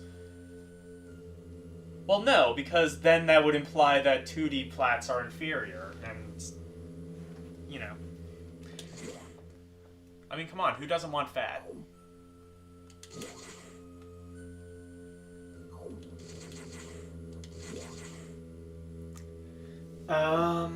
was it? Mario vs. Donkey Kong has always been a sequel to Mario. Yeah, I agree. Donkey Kong 94. The GB version was part 2. Mario March of the Minis was part 3. Yeah, agreed. Okay, I guess we're all in agreement. So, okay, I actually have a question, like, totally unrelated to anything we're talking about. How many people, like... Does anybody remember Bob? And what I mean by that is, so, when... okay, let me set the scene. So my one friend is studying to be a vet tech. And for some unbeknownst reason, she's having to take a computer literacy course. And, you know, that's fine, you know. If you're a vet, you're going to be doing, like, probably, like, different secretary work. Like, you know, having to, like, use Excel and things like that to, like, you know, log appointments and things like that, maybe. Fine, whatever. You know, check email, basic things like that. Basic secretary work. Unless, you know, you happen to, you know, have enough money to employ your own secretary. But, like, it's getting into weird shit. Like, they're, like, asking her about ARPANET, which I'm actually kind of amazed I know what that is. Basically, it's, like, the military version of the internet before the internet. But, like, they were, like, talking about ASCII art. Or, not ASCII art, just ASCII in general. And immediately what I thought of was, anybody remember when, like, Google Plus was getting integrated with YouTube? And when that happened, one of the actual... I guess decent features of that was that you could then put in ASCII art into YouTube comments. I think they've, like, gotten rid of that feature now. Either that or, like, just nobody uses it. But, like, when that happened, there were a bunch of people who, like, posted ASCII art of this stick figure named Bob standing in front of a tank Tiananmen Square style to protest Google Plus. And, like, looking back, I'm like, that is the stupidest... So you're going to protest Google Plus by utilizing a feature that existed purely because of that merger and because of the changes that came along with that merger. Or not, well, not merger, you know what I mean? Like, they're the same company, but, like, that merger of different brands. That's, like, it like, reeks of, like, you know, like, when, like, Colin Kaepernick was, like, doing, like, that promotion with Nike, and, like, a whole bunch of conservatives got pissed and started burning their Nike shoes. Like, like, if I were, like, the guy in charge of Nike, I would, like, try to, you know, metaphorically fan the flames. Like, okay, you're gonna buy you're gonna buy our shoes to burn them? Okay, thanks for the money, asshole. Like, it reeks of that. Anybody remember? Anybody know what I'm talking about?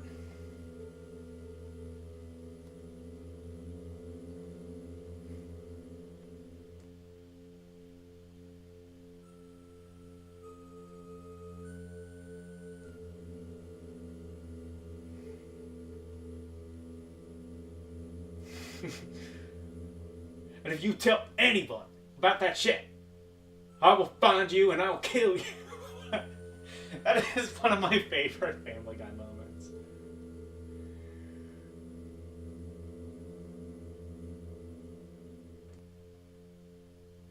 No, not Microsoft Bob.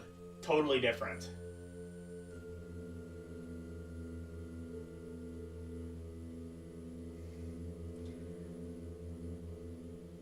Basically, it's hypocrisy? Exactly. Exactly.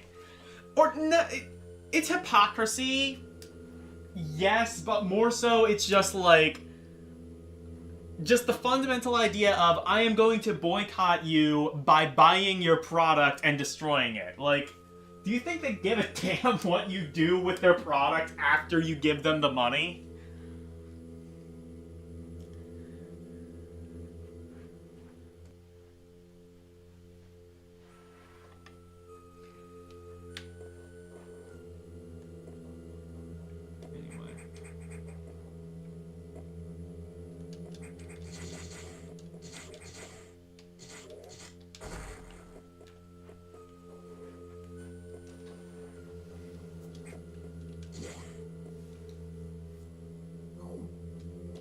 Say point.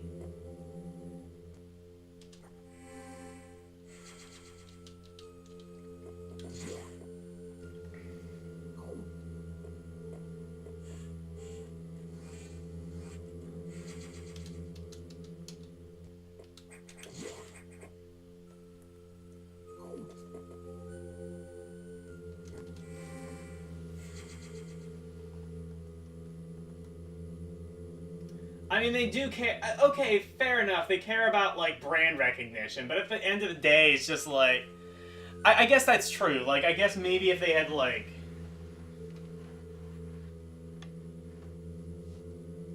I guess to a point they do, but it's more just like... if you want to boycott somebody, don't actively promote their product. Or don't utilize the thing that you specifically don't like about their product. You know what I mean? In this case.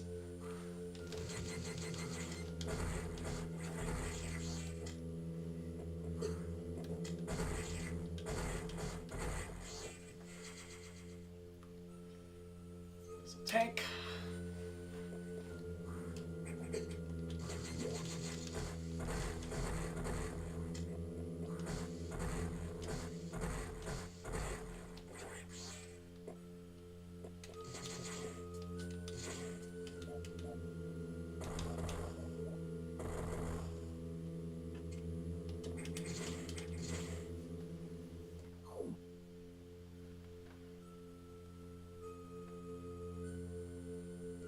Curse of Darkness, you missed on. Is that one of the, that's one of the Game Boy ones. Honestly, I don't know if this is a hot cake or not, but, like, I think it's fair to say, like, you can kind of just ignore all of the GBA Castlevania games except for Aria of Sorrow, which is, I would argue, the best Castlevania of all time. Like, Bloodlines is the best in terms of classic Castlevania. Aria of Sorrow is the best, period. It would be Symphony of the Night, but load times kind of prevent it from being the absolute best. Like, every time you die, you have to wait, like, 30 seconds to get, like, for, like, the PS1. And apparently the Saturn version is actually worse when it comes to load times. But I guess the solution there, of course, is don't die, but...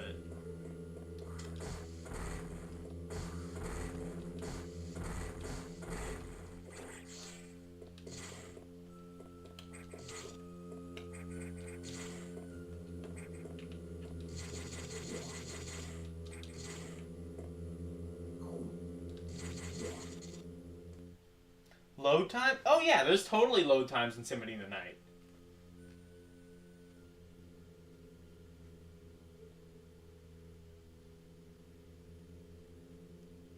Oh yeah, every time you die. Yeah. Yeah, I already beat you to it, LCX. Also, I just kind of like the, I just think, like, Aria of Sorrow kind of expands on what Symphony of the Night was doing. Like,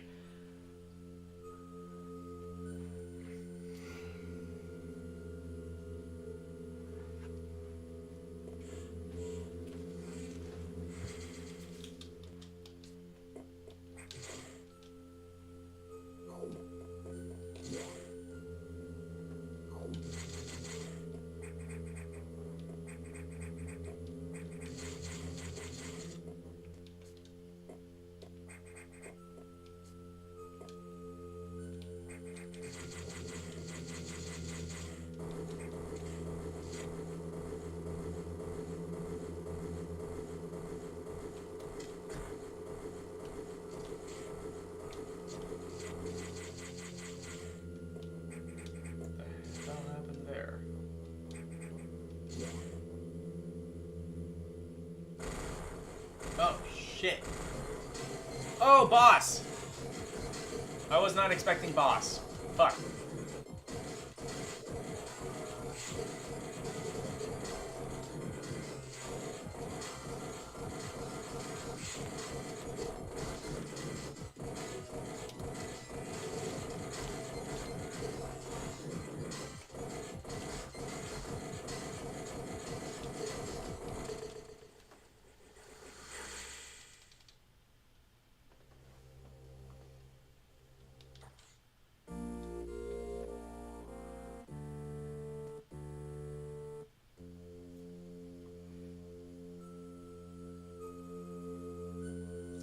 Okay, it had worse sound, but it had better gameplay, is my point.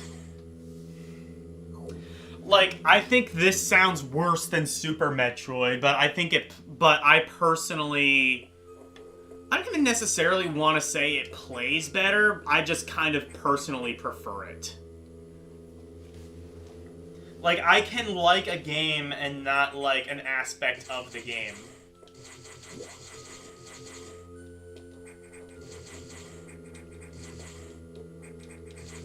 You know what I mean? Like, literally nothing is perfect.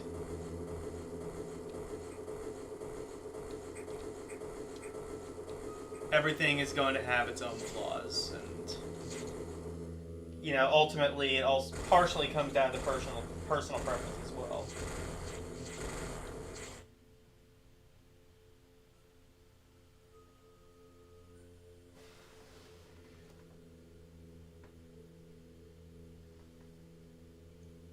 Hang on, what did I say? What did I miss?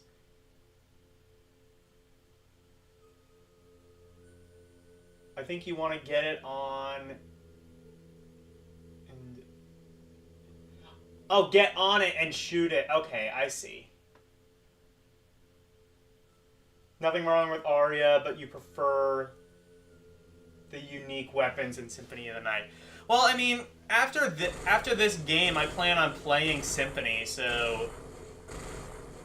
I haven't technically beaten Aria of Sorrow, but I've played through, like, maybe 3/4 of it.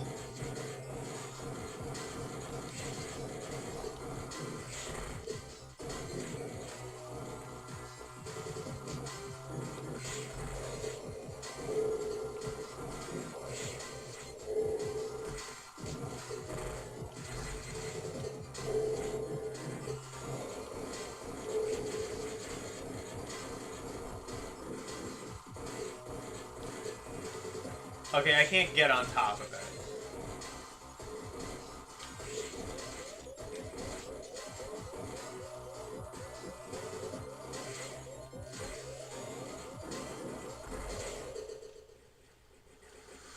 Oh, I see.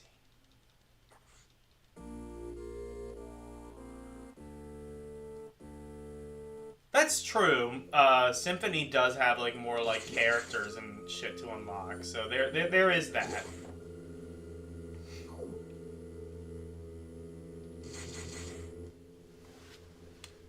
You honestly think the GBA had a wonderful sound chip? I heard that. Wait. I heard that popular opinion has it as of late, decided the sound chip sucked. But come on. I mean, I I've said my piece, I guess, about the GBA sound chip. Like, okay, I'm just gonna say, okay, I'm just gonna ask a simple question. Listen to the music right now. I'll shut up for like 10 seconds. Listen to music right now. Tell me if you would rather listen to this or literally any track on Super Metroid.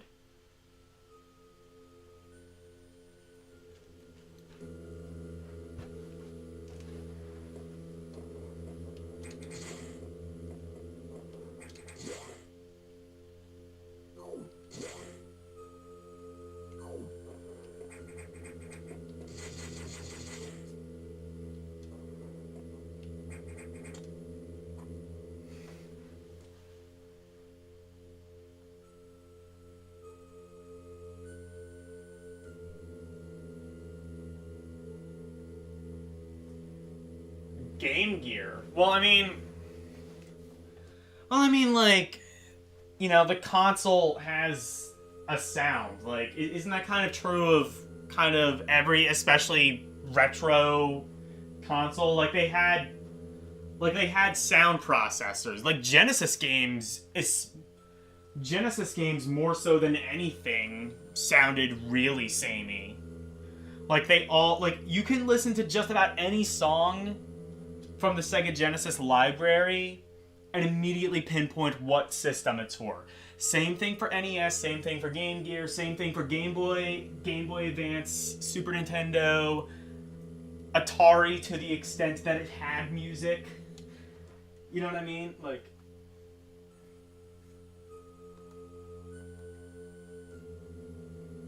not a good example. Okay, well, like, then how about, like, Aria of Sorrow versus Symphony of the Night? Like I said, I prefer the music in Symphony of the Night, or, I mean, they're technically both 32-bit systems. SNES was a 16-bit system.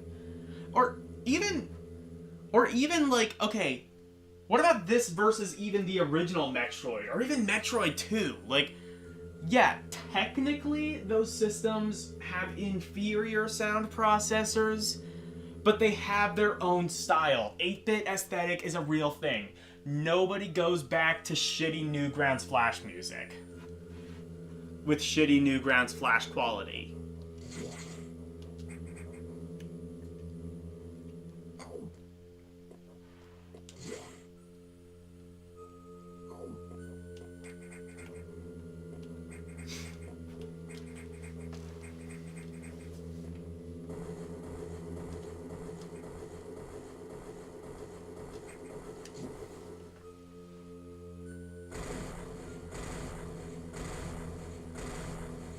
Uno had the best sound design in a game.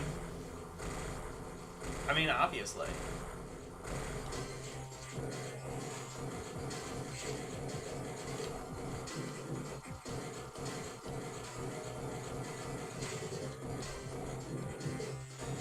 Yeah, no, I can't get on top of him.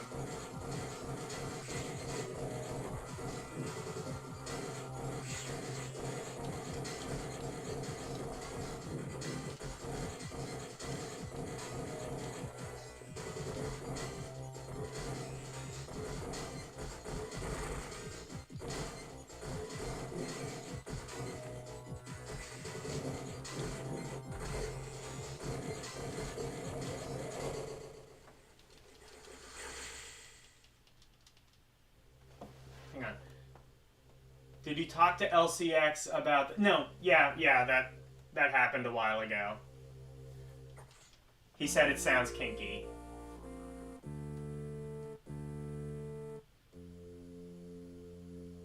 Technically, you can... You know what I mean, though. Like... You know what I mean, though. Like...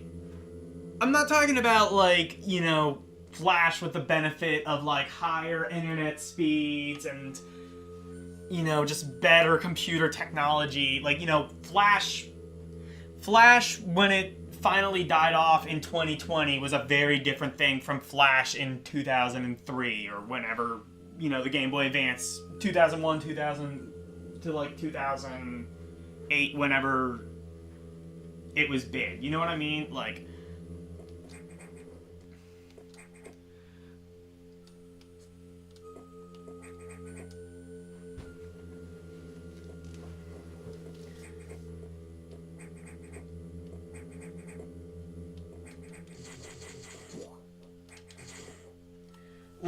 GBA games, graphically, even to a point,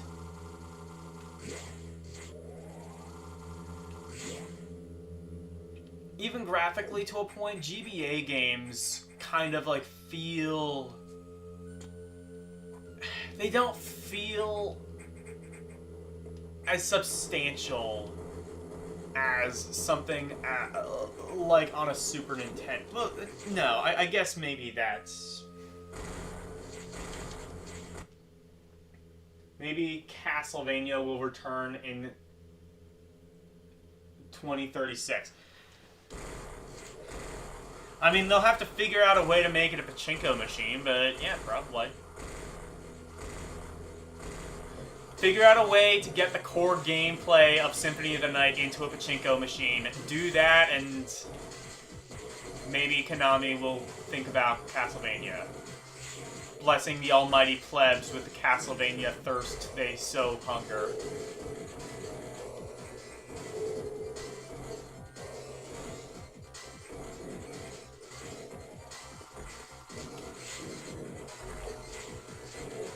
Okay, like, how do I hit him, though? Like, sometimes I can, but there's, like, no indication necessarily as to, like, when I can and can't hit.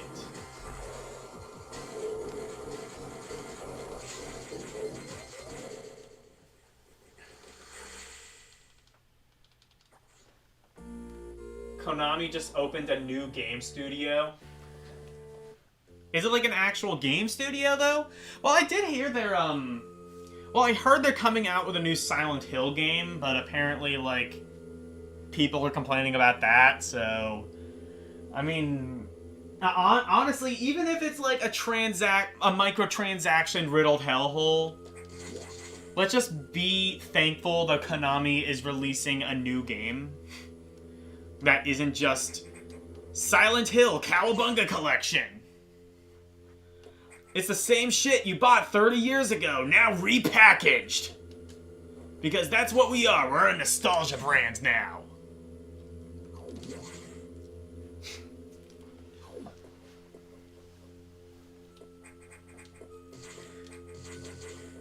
Then again, though, like, if Konami did come out with a new Castlevania, you know the fans would just be like, oh, this isn't, like, classic Castlevania, or this isn't Symphony of the Night, this is, you know, Super Castlevania 5 HD. We forbid them from trying new things with an IP. You have to do exactly... You have to be Sonic Mania. You have to just do the same shit you did 30 years ago. Because nostalgia is the ultimate drug. Everything old is new again, and we forbid any new ideas or new creativity within the video game genre, within the video game universe.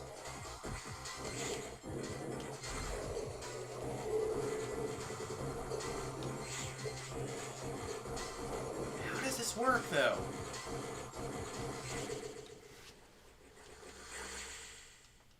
Bro, you have to... I've literally tried doing that, and that doesn't...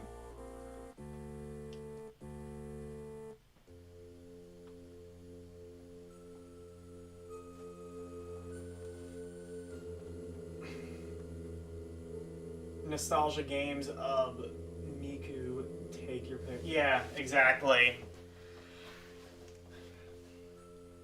Like, I'm not defending, like, 3D Sonic. Well... I'm not defending 3D Sonic, but, like, you know, like, Sonic Mania, it's a fine game, but that's just, like, it's fan service. It's a bone, I guess in that case, it's more like a bone to throw at the Sonic fans who have been continuously just, like, murdered for the past 20 years or so.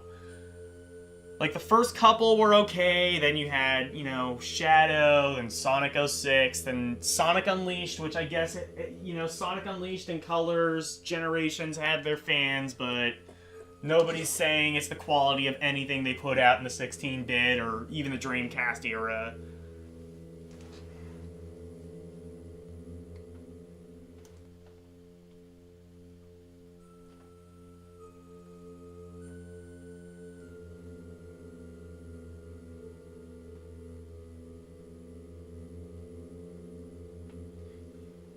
Yeah, we're talking about, well, no, we're on, like, different subjects. I'm talking about, like, it's not it's not as much the industries. They're just a product of what people want to buy. People don't want to be challenged intellectually, I don't think. They just want to be, a lot of people, and this is by no means just a gripe with the video game industry. This is all industries. People just want to be spoon-fed the same thing. Like, hey, remember Top Gun? Let's do that again. Remember Star Wars? Let's literally do that again. And then, like, people are like, well, this isn't exactly how I remember. How dare you have a female character? It's literally, other than that, it's literally the exact same movie you grew up with. It's literally just, like, almost copy-paste A New Hope, except now there's a girl.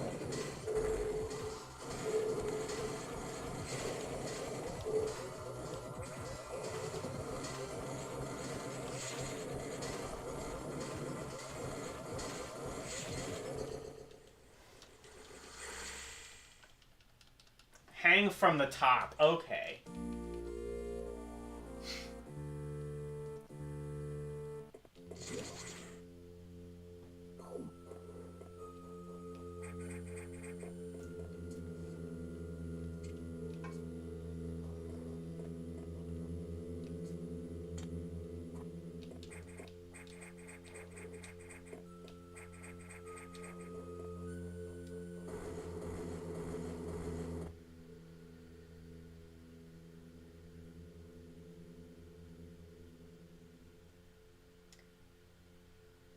PS4. Yeah. I mean, really what it came down to was storage space. Like, the PS1 had more storage space, so generally games tended to look better, even if it was technically inferior in a lot of ways. Like, if the N64 had just, like, used CDs, you could... Where can I hang on to, though? Oh, wait. I see, so I can... How does that work, though? Oh, I see, so you can hang from the,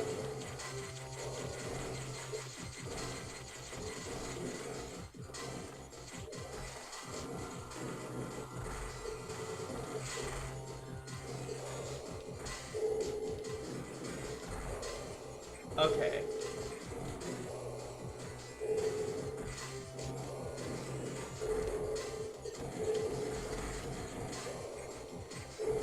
I'm gonna die, probably, but I think I at least understand how this works now.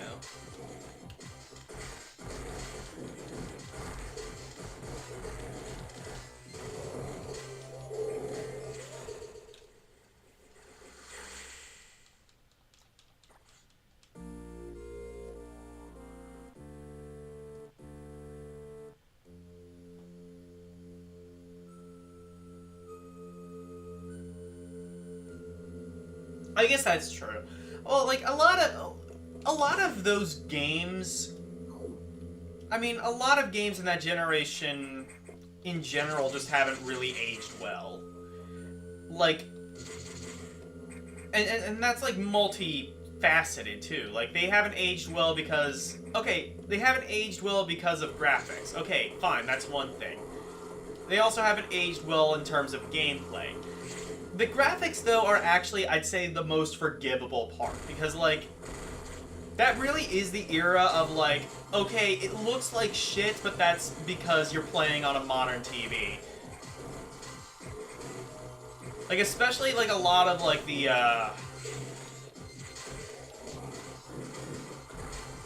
a lot of like horror games at the time, like Silent Hill, would have been immensely more. Comic had a similar problem with Beyond Good and Evil. Here's the thing, though. I don't understand why emulators refuse to try and fix this. It shouldn't be that hard, right? Just, like, up the brightness in, Just, like, up the brightness in software, give you the option to do that.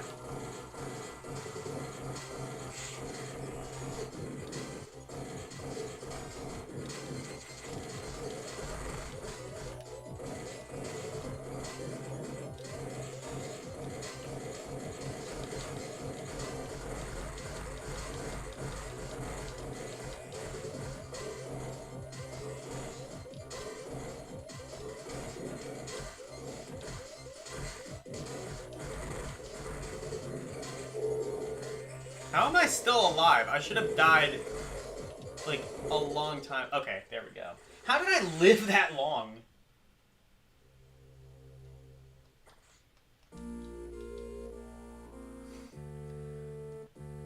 Bloody Roar and Tekken. I mean, it was impressive for the time. It's not impressive now. Like, 3D... Like, 3D in general just wasn't really that impressive back then. Like, look at Toy Story and tell me that shit aged well visually. Like, that's kind of what, like, Toy Story and Terminator 2 are kind of just like... Or, oh my god, look at the, I was watching the Harry Potter movies, like, last year or so, or, like, the year before, like, 2021, I think. The CG, especially in, like, the first movie, was just laughably bad. Like, when they were playing the game of Quidditch. Like, that shit aged like milk, dude.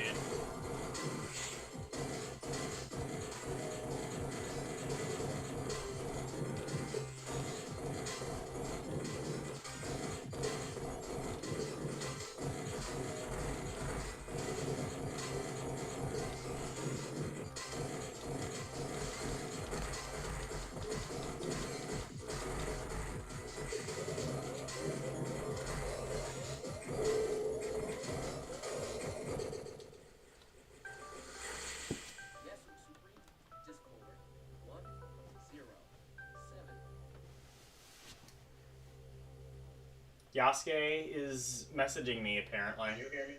Yeah? Alright, check this out. We are trying to tell you to jump up and Yeah. grab the ladder at the top and shoot the thing down. Yeah, no, I'm trying to do that, but, like, it only works, like, sometimes. That door. As soon as you get through that door, attempt to jump and catch the ladder. Don't even start the boss. Okay. Sorry. No. I'm trying to help you out. Hi. You kind of stuck here. Retro Gamer Yasuke, everybody. Okay, that's where the... Alright, try to jump right now. Don't do the boss thing. Jump and grab. Yeah, I'm trying to, like, find where the ladder is. So, no, it's like... All right there. You just went to where the ladder is not. Okay, I see. So it's on the left side, basically. On the left side, yes. There you go. Now shoot down. Okay, now yes. Now shoot the yellow part, the middle part of that thing. Okay. Maybe when it shoots the thing. Alright, now I'm gonna hang up because you got it. Yeah, okay. It's probably gonna take me a while to, like, actually get this, but I have the strats down.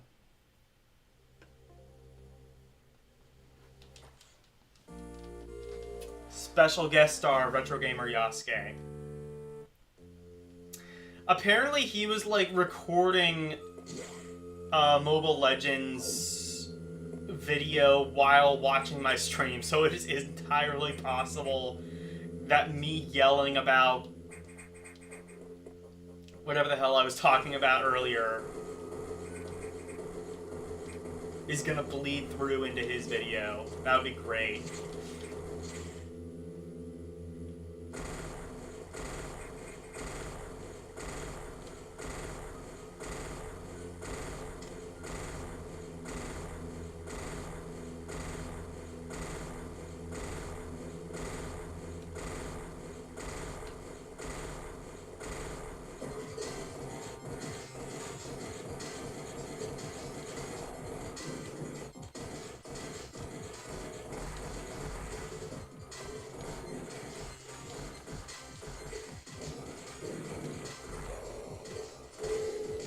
Okay, I think like there are just times where he isn't active.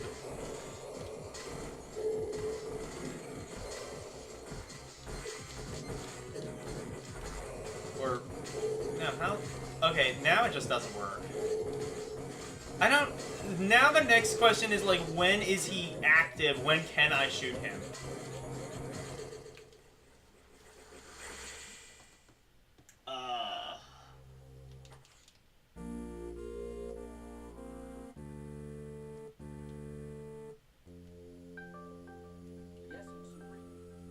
Lol, the pen and pencil.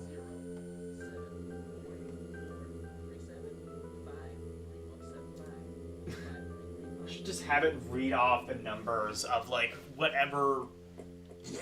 Hello. Yeah. I fucked up. Answer your questions.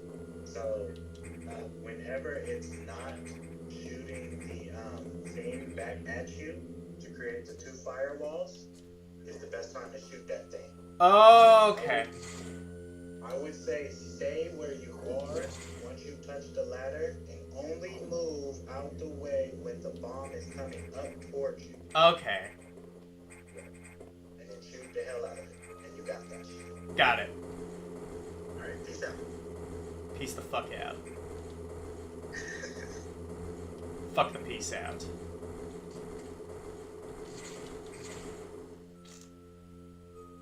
It's like my military briefing.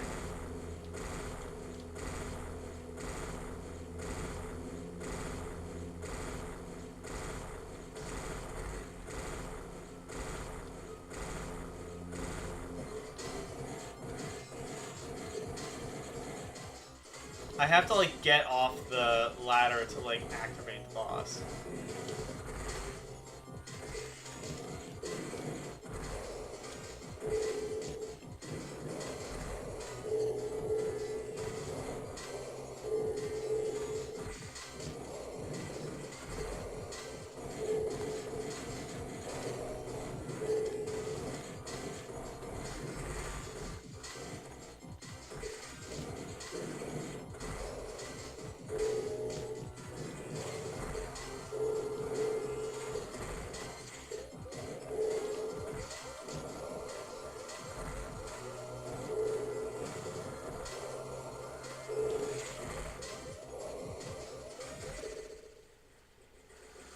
Okay, I think I understand what it is now. Okay, Yasuke has helped me a lot.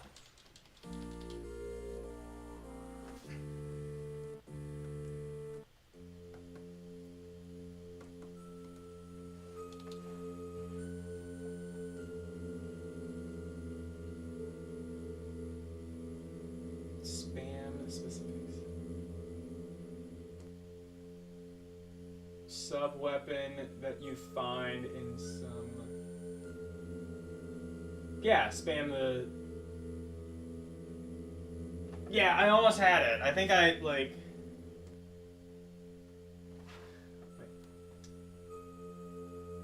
Yeah.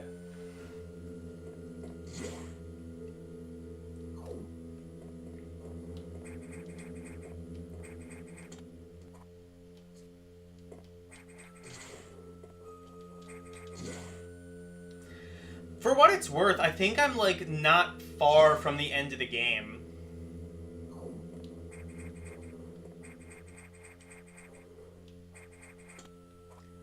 Because, like, it seems like we're gonna be fighting the final boss. Probably not tonight. Almost definitely not tonight we're gonna get to that, but, like, there might only need to be, like, one more part left.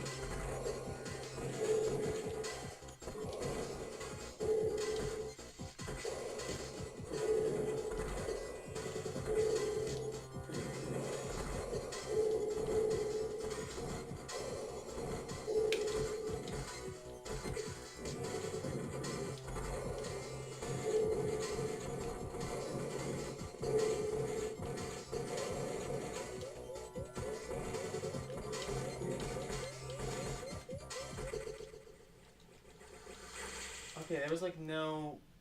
Hold on.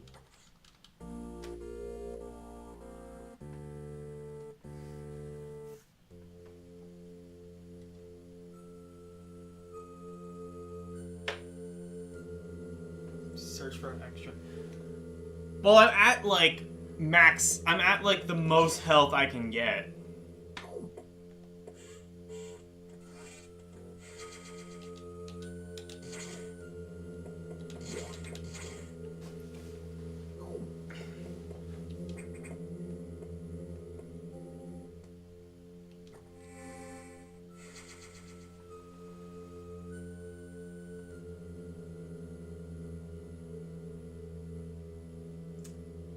Oh, I'm close to being halfway done with the game, but nowhere near the end. Okay, never mind.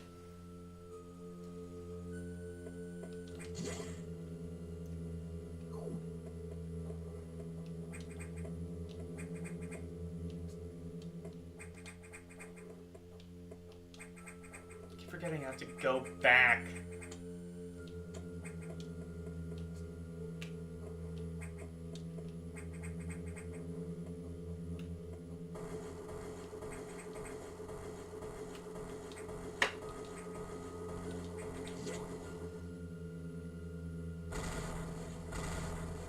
Do I want to just save state before the now?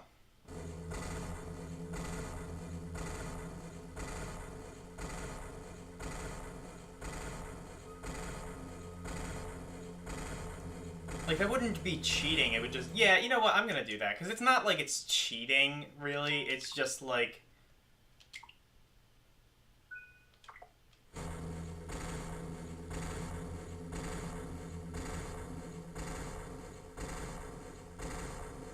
having to do less monotonous bullshit by just like going there every time.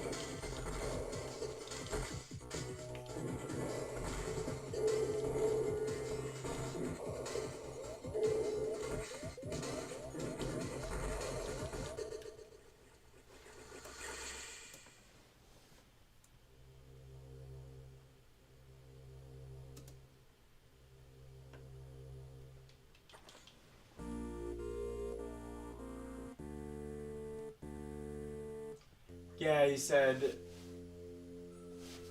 Yeah, he said that earlier, like, that... I'm, that's gonna be fun. Final boss of, this game.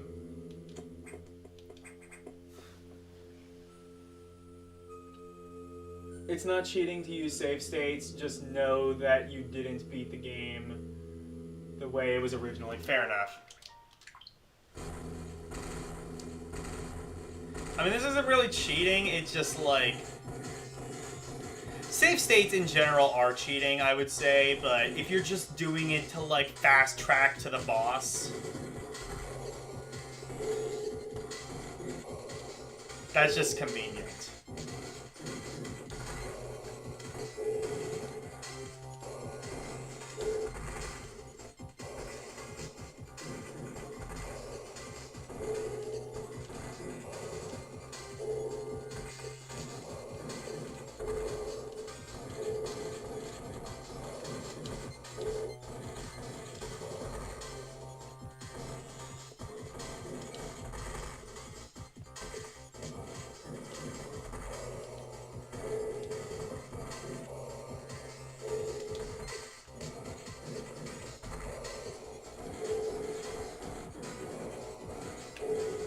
They do save lives, though.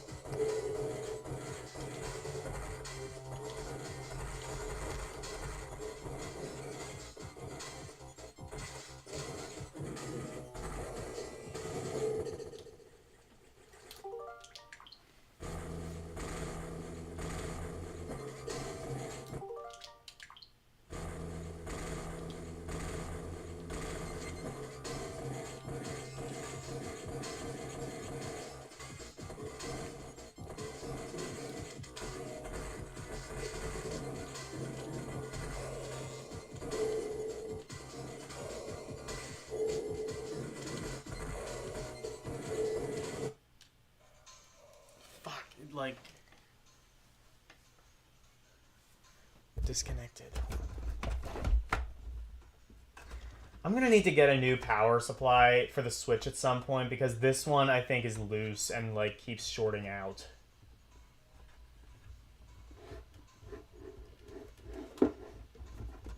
Which probably doesn't help that it's also tangled on like 58 billion different things.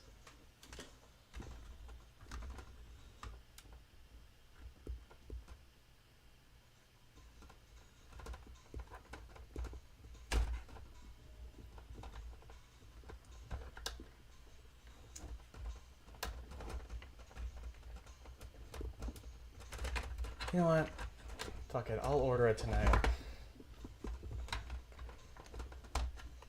Won't be here for the Mana stream, but maybe the next Metroid stream.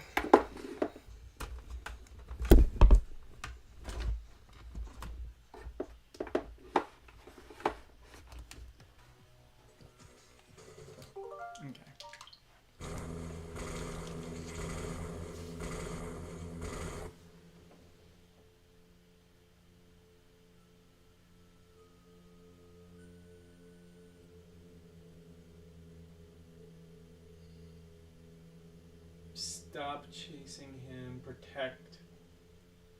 predict where he'll be, and just shoot him there. Okay.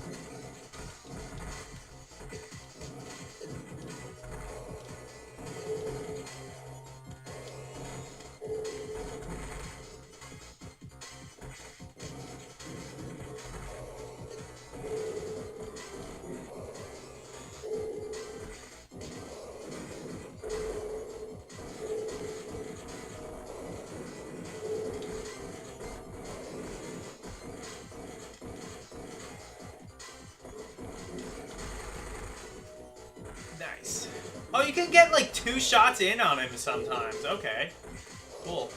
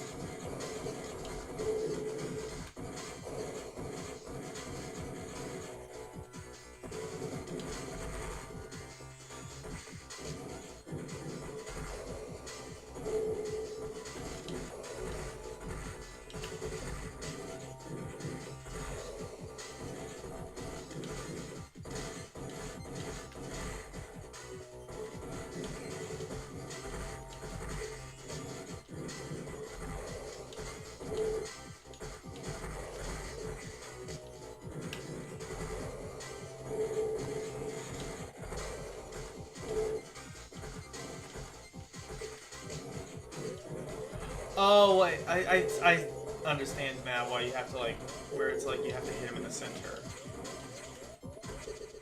You don't really, like, get, like, a huge opportunity to actually aim for that bow.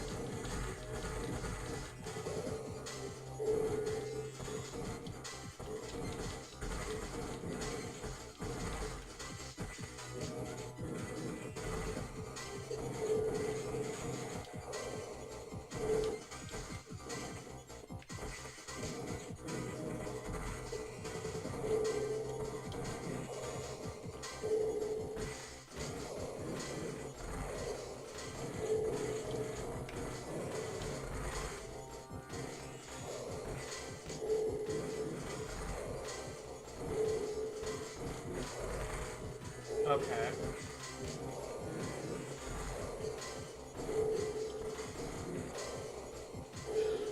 Oh, I see what you mean by, like, predict where he would be. That's actually not too hard to do. Okay.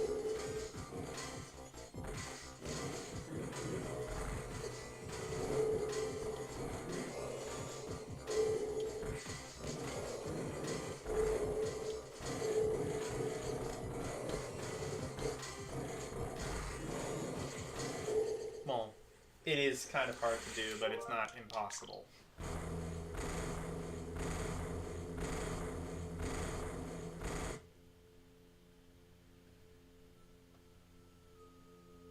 Stay in the far left corner. Okay.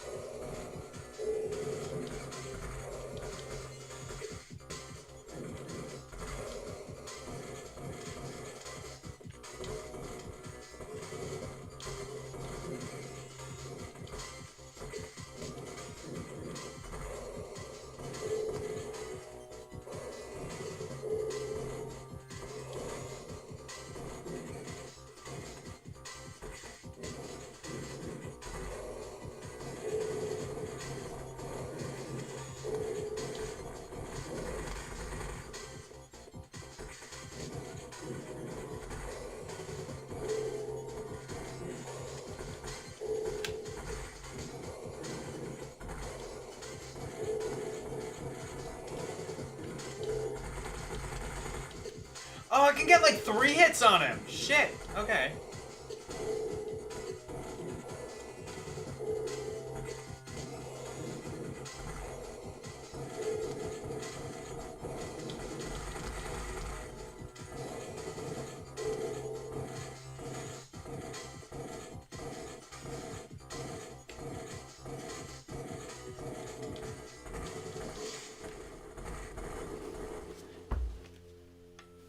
We did it.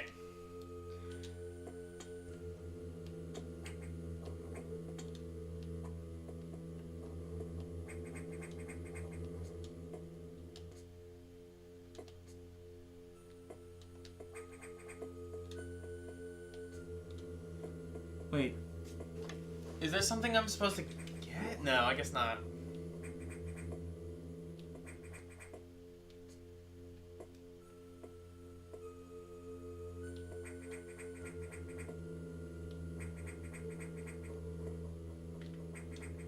I guess I don't get a power up for killing him then.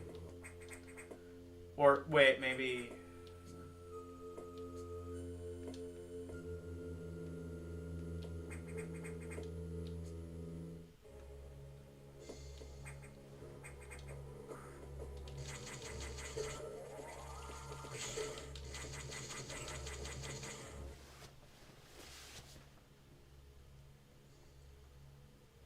Oh, sub boss, fair enough.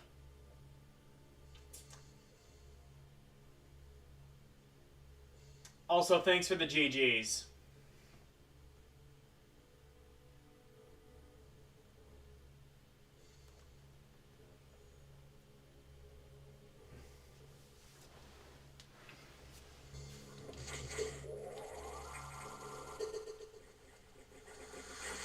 Oh, fuck. Hang on. I have to do this again then. I wonder if I can, like, after this though, can I go back and, like, go back to the save point, or do I have to?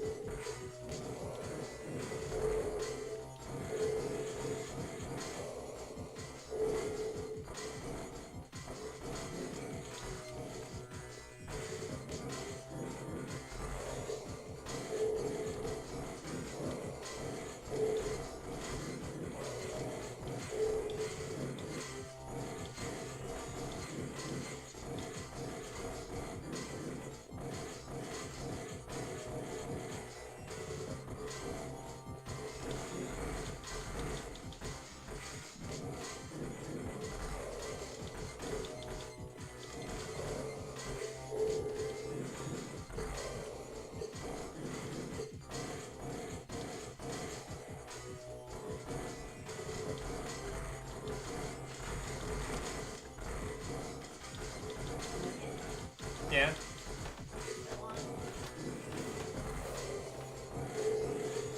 still on?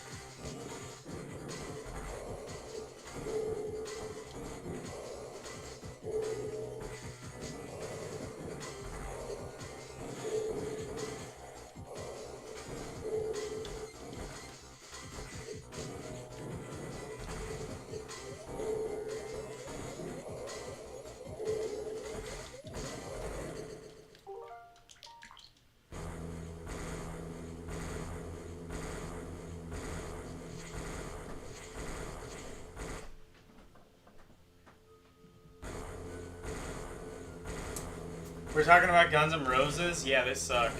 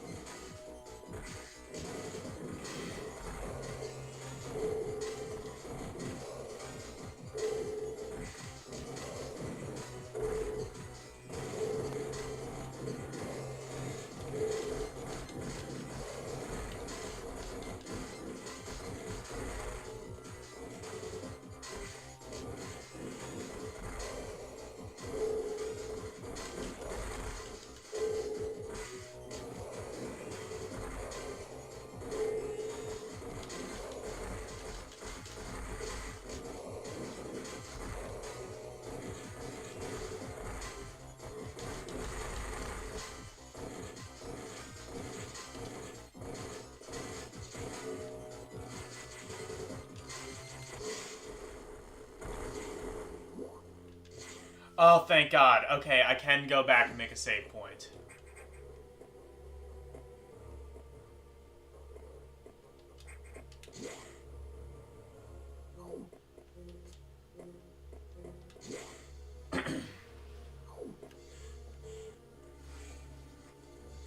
There we go.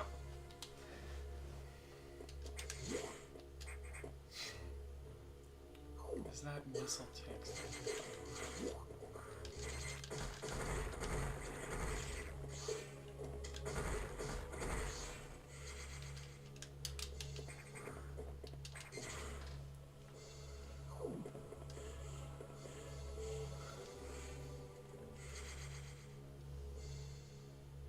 First try, fuck off.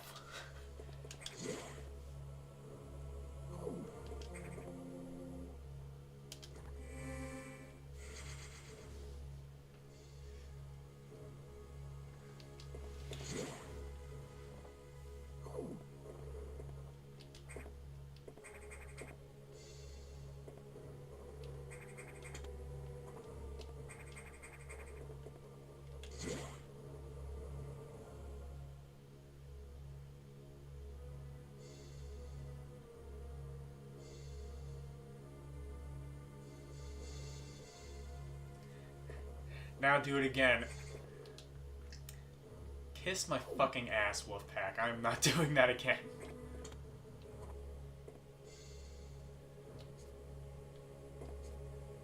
Eat all of the dicks. Even that one.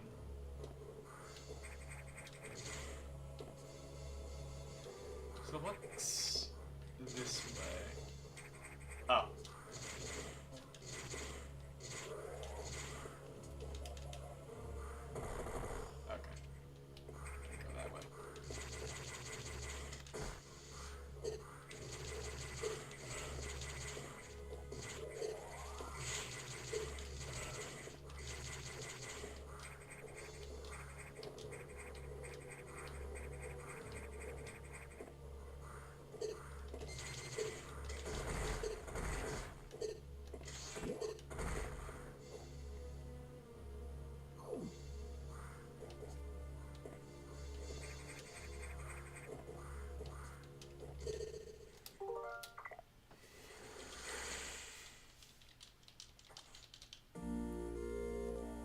Actually, I'm gonna make a save state here. Just so, like, I never, like, 100% sure I never have to do that again.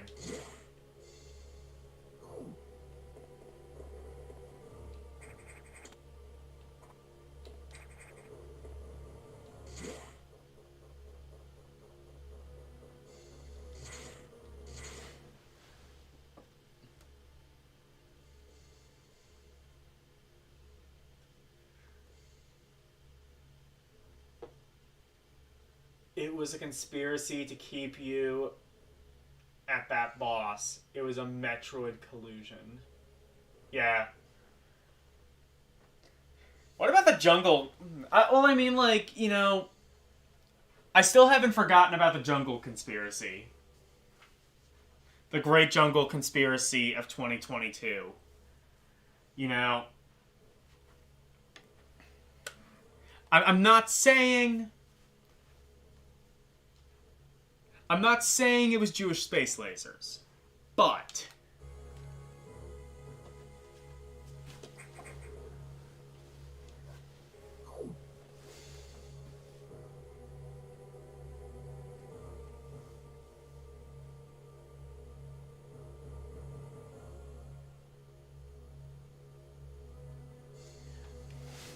thank you, Eugene, by the way.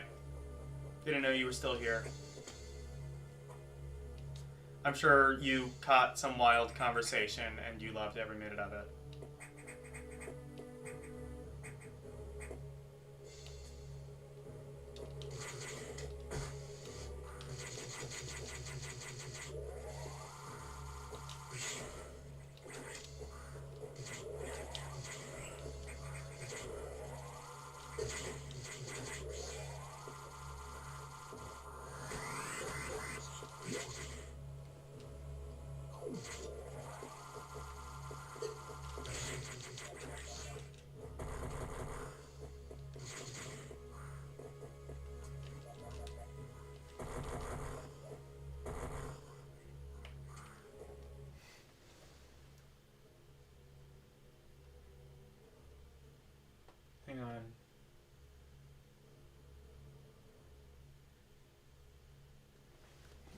Well, I mean, this is like Nintendo's like official thing though, so it's better optimized.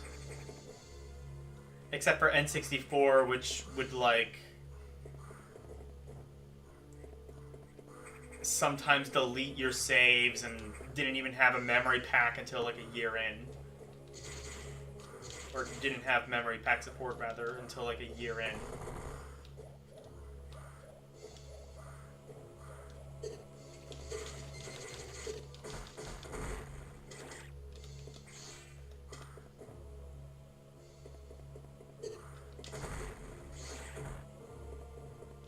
The expansion, the memory pack was like, memory pack was extra DLC.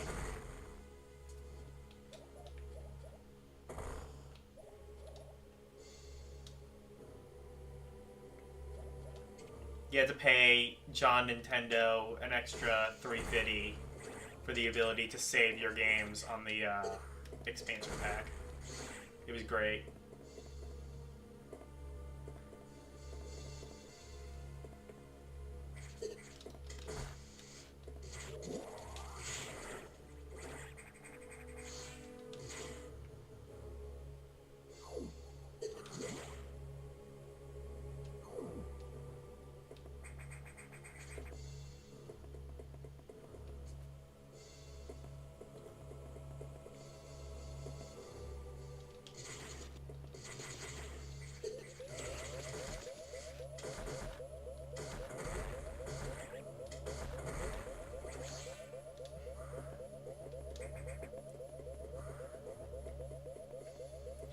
Can I? Okay, never mind.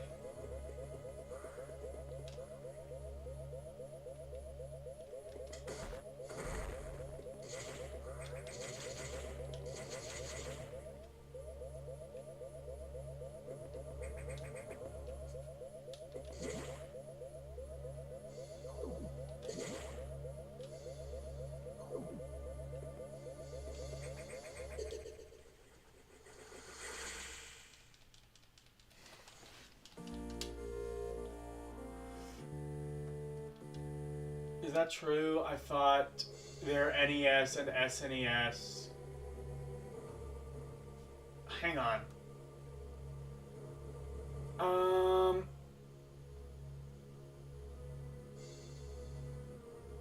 Hang on. Yeah, SNES. You'd think, but in many cases, Nintendo buys the code for older emulator. I don't know. I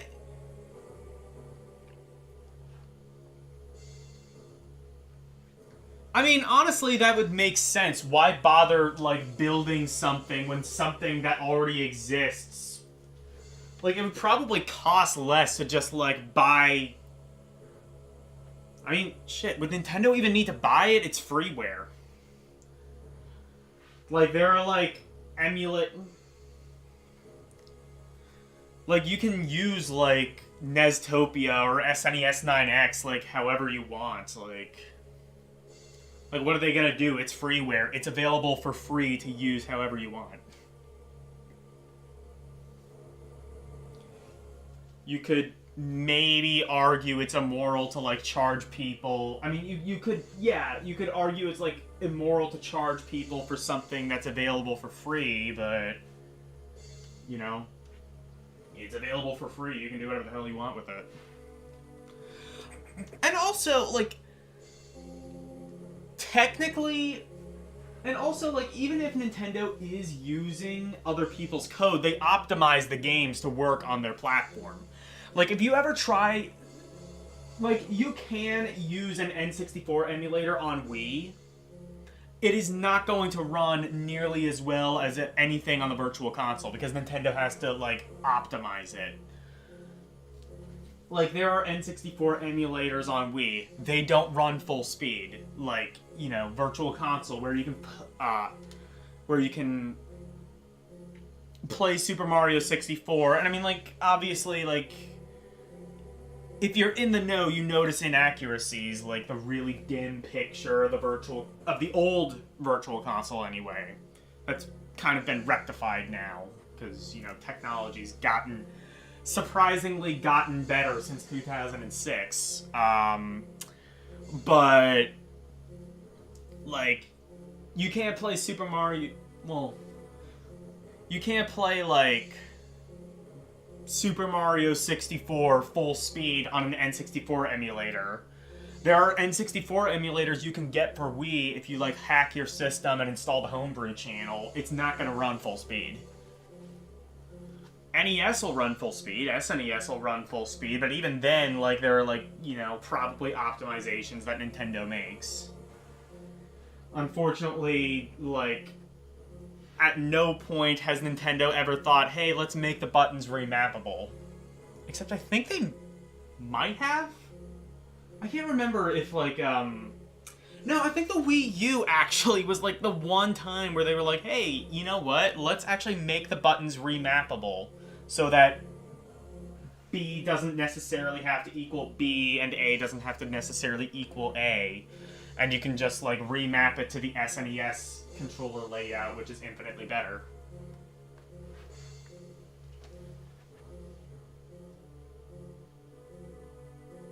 Nintendo didn't make the cat. Yeah, true.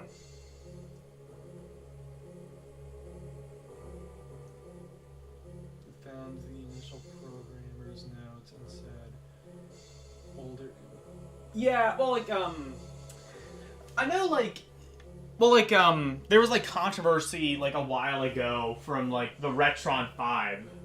Like, oh, the Retron 5 used SNES 9X. Like, it's freeware. They can do that. There's nothing legally preventing them from just ripping off SNES 9X. At least in the Retron 5's case, though, it's like, okay, well, we ripped off, well, we're using SNES 9X, but, I mean, you can't use your physical cartridges with SNES 9X. I mean, like, yeah, there are ROM dumpers, but, you know, who's gonna take the time to figure that out? Just buy a $150 thing which emulates it poorly, and Bob's your uncle.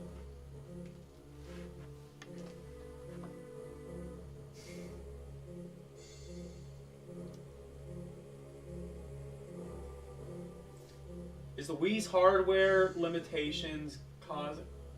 It's the Wii's hardware limitations causing that? Hang on. Mario 64 looks better on devices...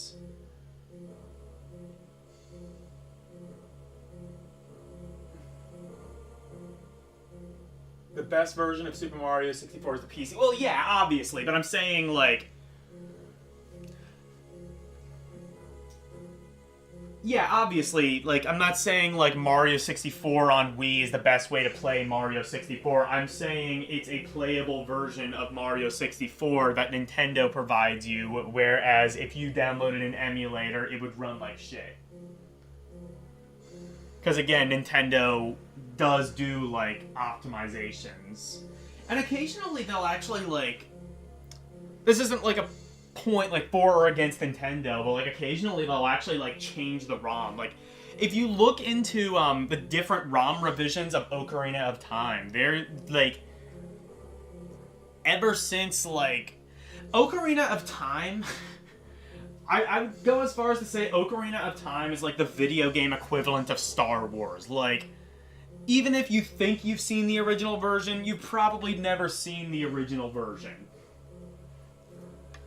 Because, like, there was, like, the original version, which came out in Japan, and then, like, I think when it came into the US, they had to, like, change some things. And then, like, a year later, they had to change something else because, like, I think they found out they didn't have the rights to some music they thought was royalty-free. And then, like, afterwards, they had to, like, change something because I think there was, like... They believed, like, one of the characters who was a silhouette was using blackface or something like that. Look into, like, the history of, like, Ocarina of Time ROM revisions. And it goes beyond just, like, N64. Like, Ocarina of Time 3D, they would, like, alter things. And then they would alter it again in the Wii U, in the GameCube version, and then in the Wii version, and then in the Wii U version, and then in the Switch version. There are like at least, I think, 4 or 5 different ROM revisions of Ocarina of Time.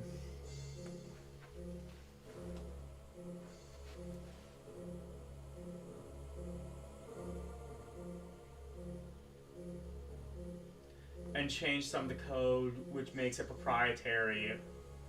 Yeah, I mean, honestly, that would just make sense, though. Like, why would you bother building... If I were in charge of a business, why would I spend money developing something that already exists and is available to the public for free? And all I need to do is change some code, either A, in the emulator, or B, in the ROMs themselves to make them run properly on my system. Like, I don't know... Like, the Switch might be... Like, if you hack the Switch, that might be able to run N64 just, like, on an emulator, full speed. I would think so. I don't... I've hacked a Switch before. I don't remember ever installing N64 ROMs on it. But, I mean, I would imagine by the time you get to, like... Because, I mean, like, the Switch is basically just, like, a souped-up Android phone. With, like, It's like an Android phone with, like, way better specs than any... Well, not better specs than any Android phone on the market, but...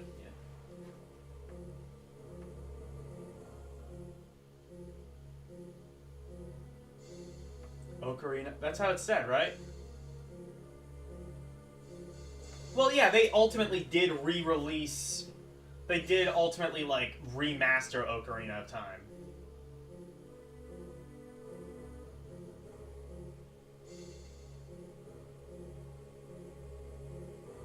Yeah, like, you can, like, install mods and shit, but, like, Nintendo's not gonna do that. Ocarina... Is that not how it's said? I've heard both. I've heard Ocarina of Time and I've heard Ocarina of Time. I don't think it's like an actual word, so does it really matter? Has mid-range phones... Well, yeah, now that it's like 6 years old, but like even back then, like, I don't think they really... I don't know, correct me if I'm wrong, did they really have like... Were Android gaming phones really a huge thing like they are now back in 2017 when the Switch came out? Like, obviously now the tech inside the Switch is, like, garbage because it's, well, basically a 5-year-old Android phone, you know. But...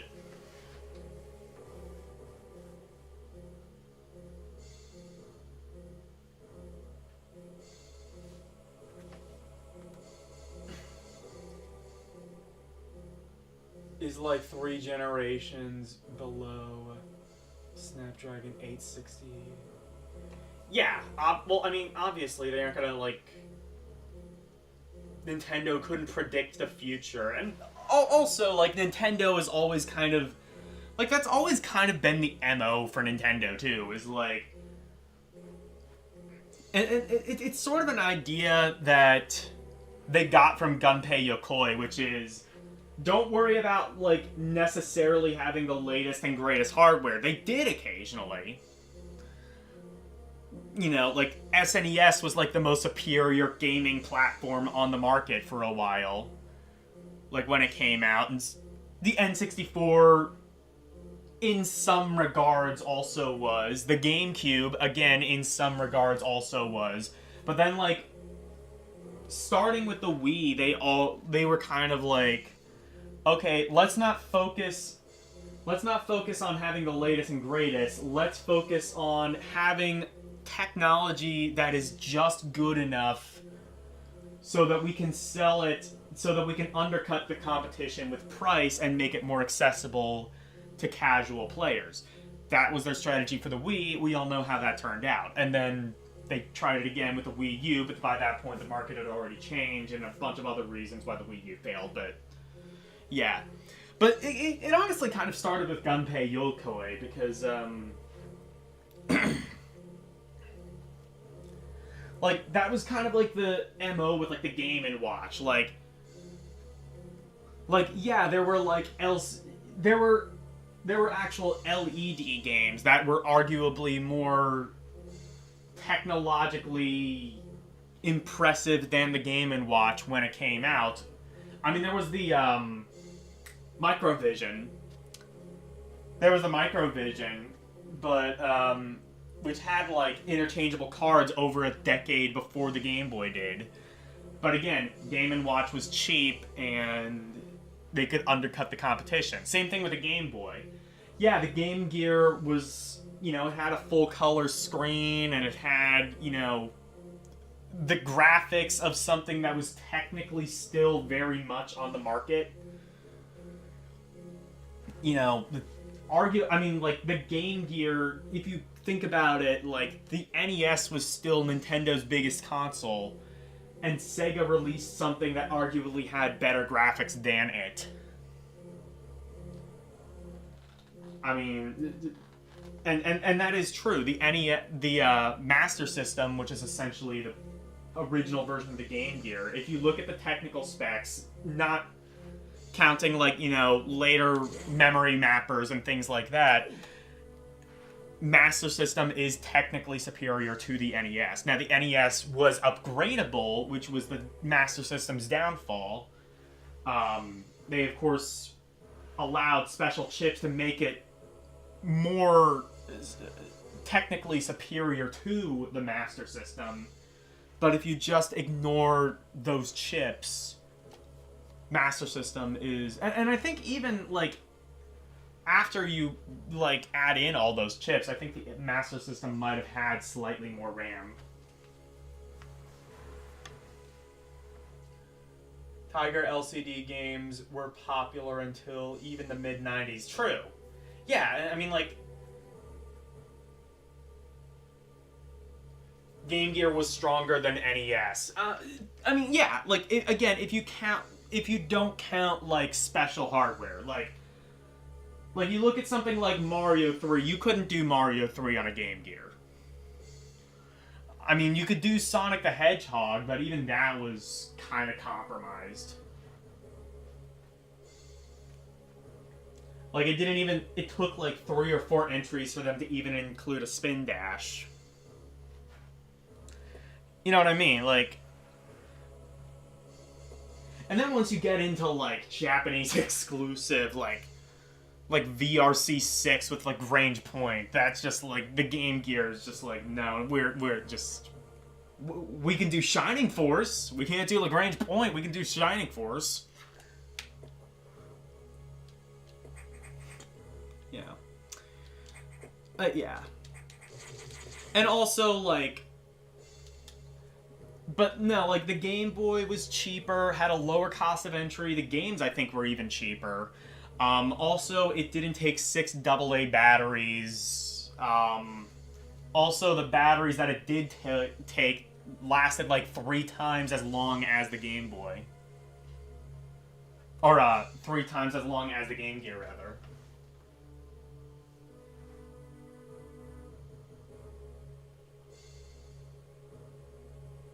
Octorok of Time, okay. Yeah.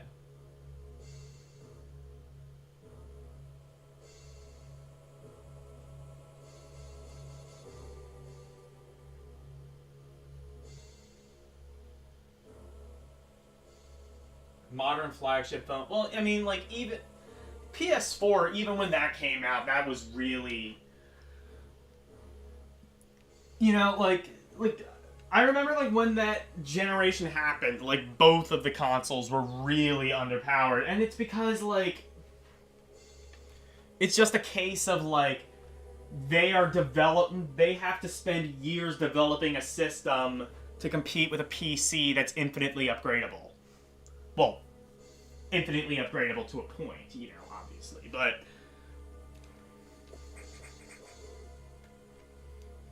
like, you can't upgrade a PS4. It's not, like, designed for that. And now that like gaming PCs are getting ever cheaper, honestly, I don't entirely know how long video game consoles are going to be a viable thing in the market. I think Nintendo was very smart in, instead of like, you know, trying to release like you know, instead of like trying to release like another home console, they were like, okay, let's just do a hybrid so that we're technically in the console market, but we're in the portable market. That way we can carve a niche for ourselves, and when the console industry inevitably dies, we're going to be able to release like a couple more systems.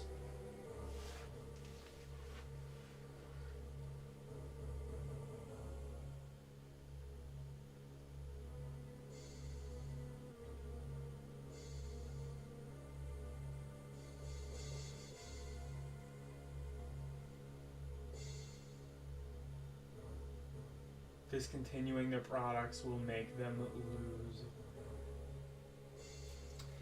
Yeah.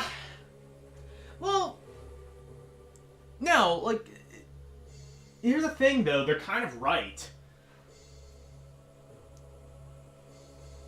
Or, oh, you mean discounting? Yeah.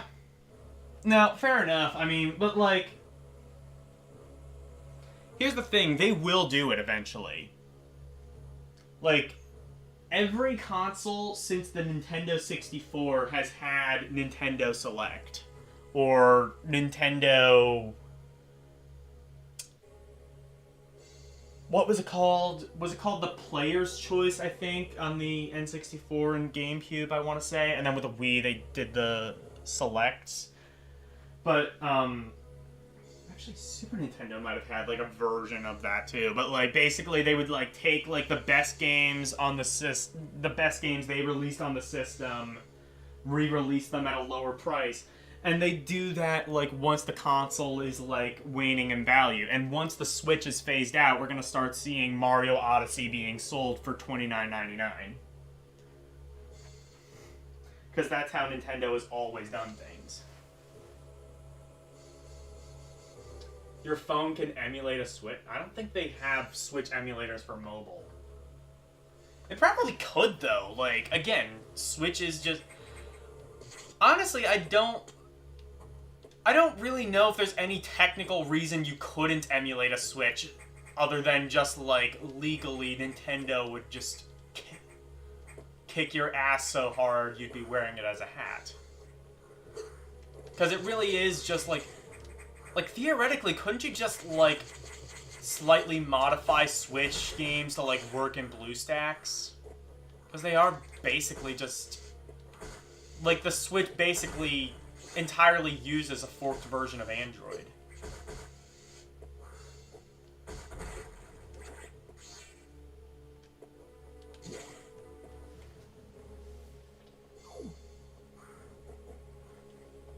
Observe, what did LCX send?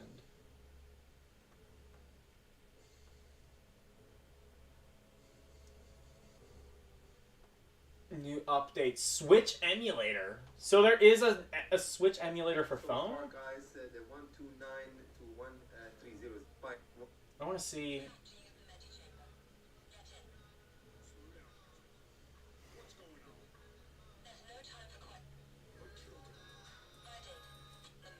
Is this really running on phone? That is...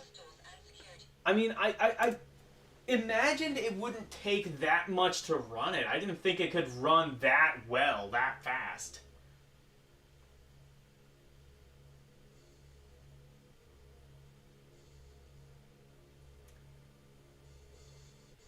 You have to emulate the Switch architecture. I guess that's true, you're right. Switch games aren't Android games. Yeah, but, like... The Switch runs Android, so wouldn't... I guess... So it's like a forked version of Android that works on a different architecture, I guess. I mean, you can get Android to run on literally anything. Like, you know, Android on a TI-86 calculator probably exists. If it doesn't exist, it's only a matter of time.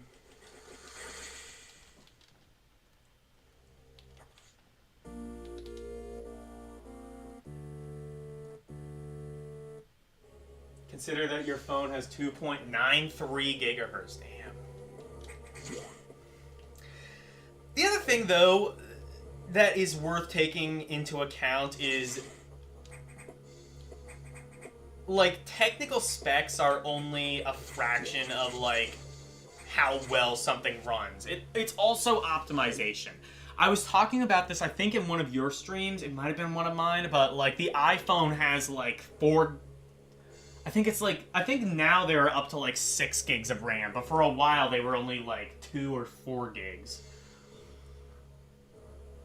But,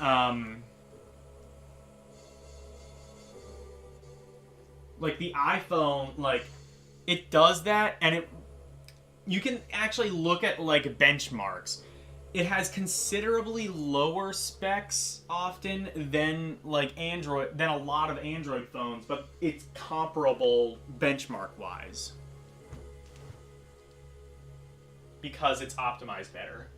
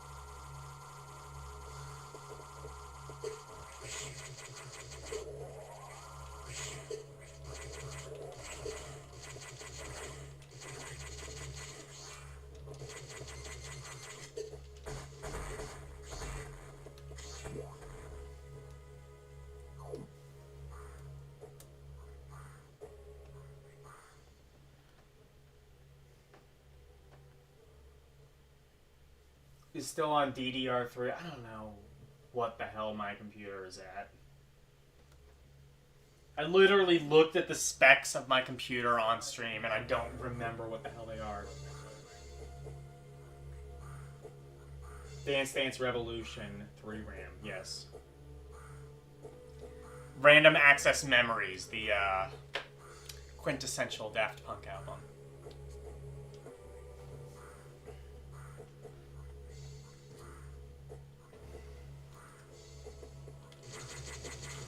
What are we on now? DDR4 or are we on DDR5? No, we aren't on DDR5. I've never heard of that.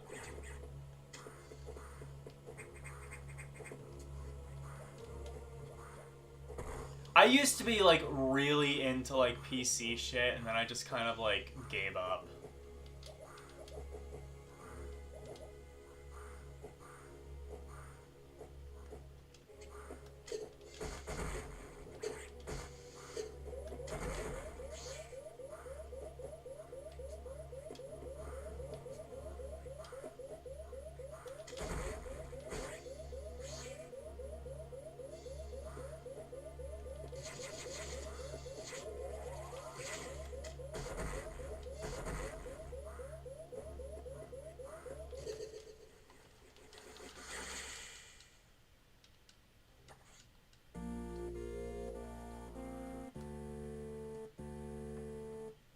Oh, DDR4, okay.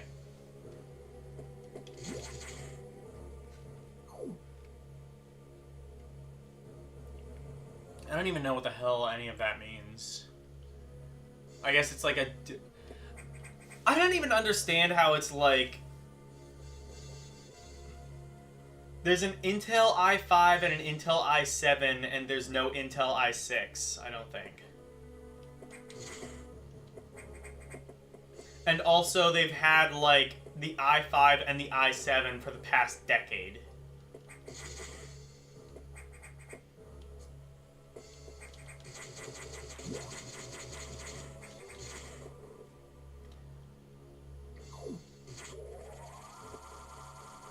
Like, I thought it was like the 5th or 7th generation of a processor. That's probably not it.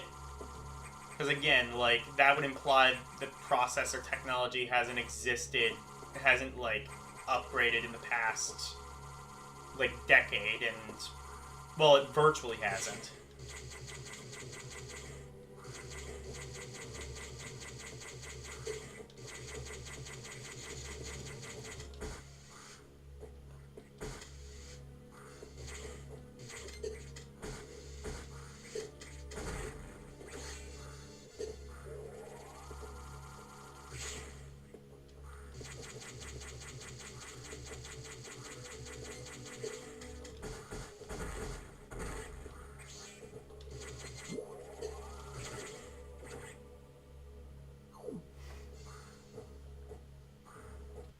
First there were CPUs, then AMD made APUs with an integrated IG.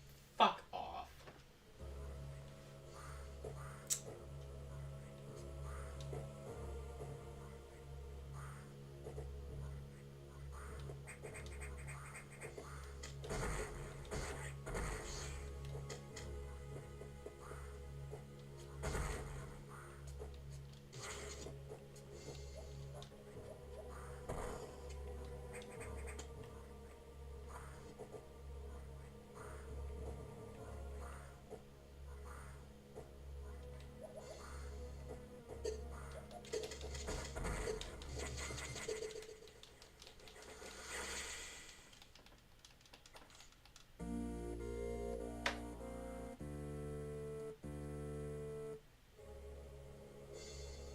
Those are true acronyms? Okay.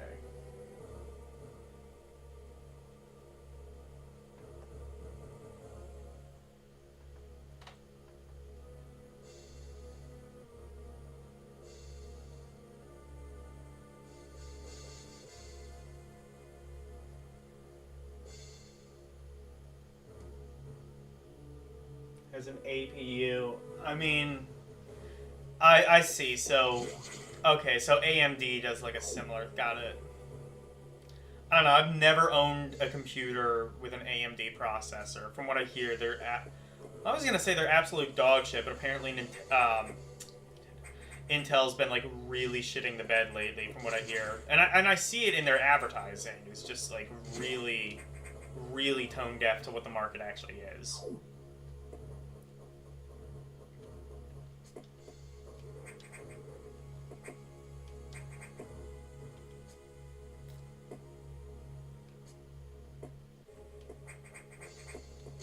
I mean,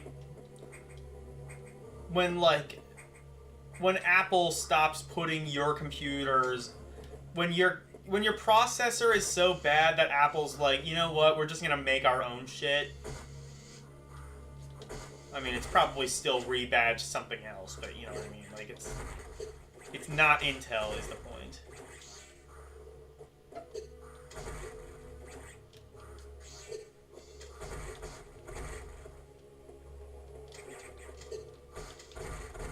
And honestly, whatever Apple is doing is pretty cool. How they basically have the same processor in the iPad as in their Mac Pro.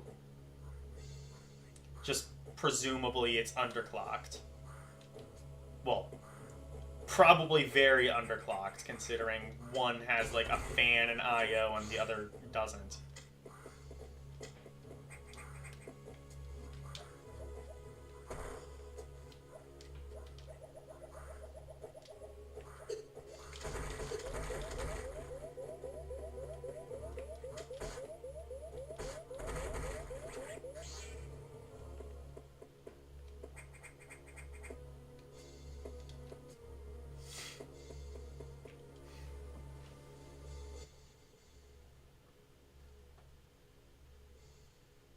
Raiden graphics, sadly not related to Mortal Kombat. Okay, yeah.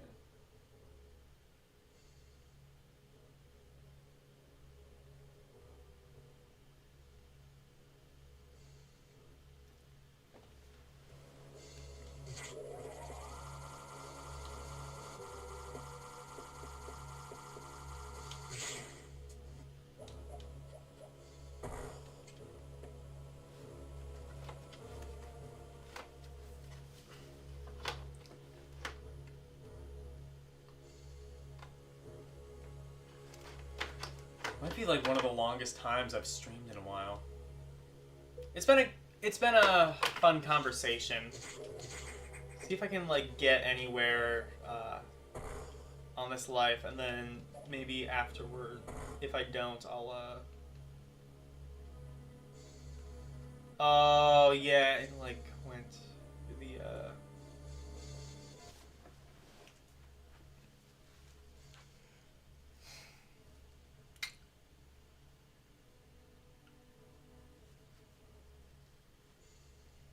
Okay, let's try.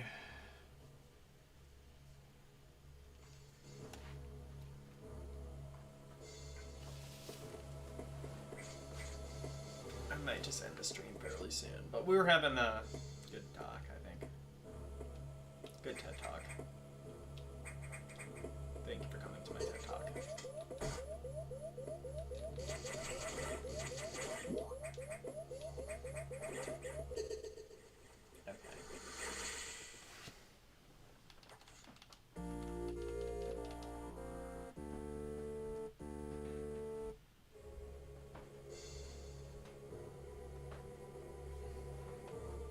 You think brand equals quality? So, a lot of people say that, and obviously, to a degree, you're right. I mean, Apple is...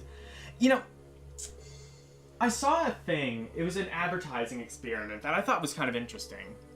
There's a lot of interesting advertising experiments, especially when it comes to, status symbol brands like Apple.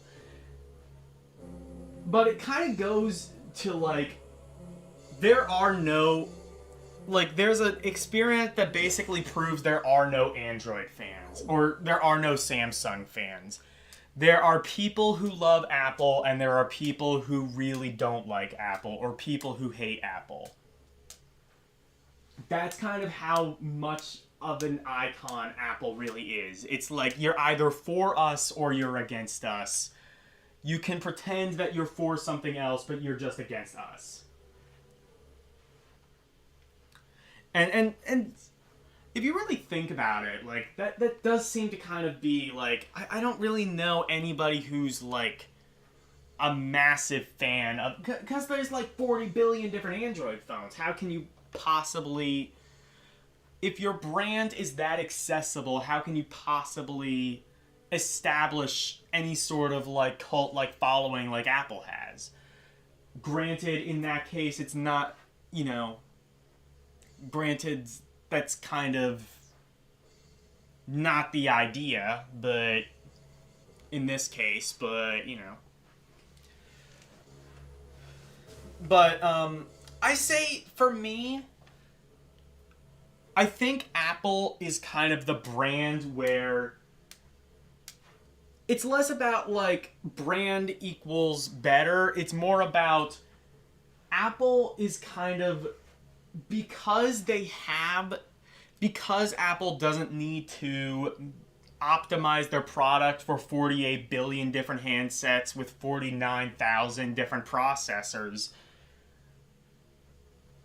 and a bunch of different technical specifications and things like that, because they have essentially 5 or 6 different computers, 3 or 4 different phones that they are still currently, or more than that, I think I don't know, if we're talking about the ones that aren't being sold but are still being supported, it gets into 5 or 6, but whatever, 7 maybe. And then, iPads, whatever. You're able to kind of build a sort of synchronicity between the two. And that's kind of Apple's motto is it just works. The reason it just works is because you have less devices that you need to optimize the code for. So you can lock people into an ecosystem. Android can't really do that.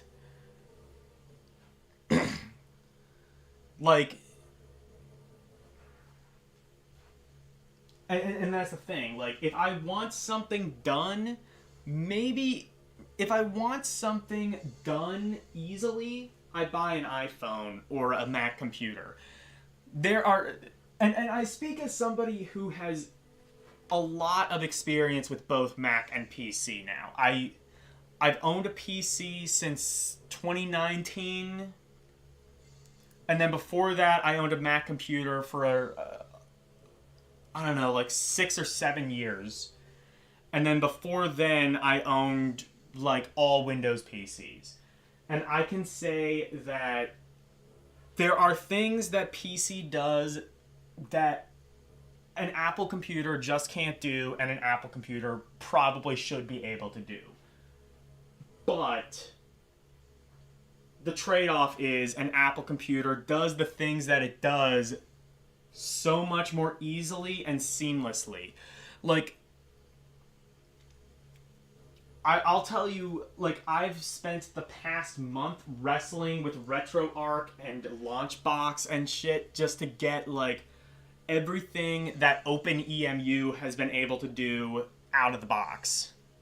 You download OpenEMU, you download the ROMs, occasionally you download some BIOS files.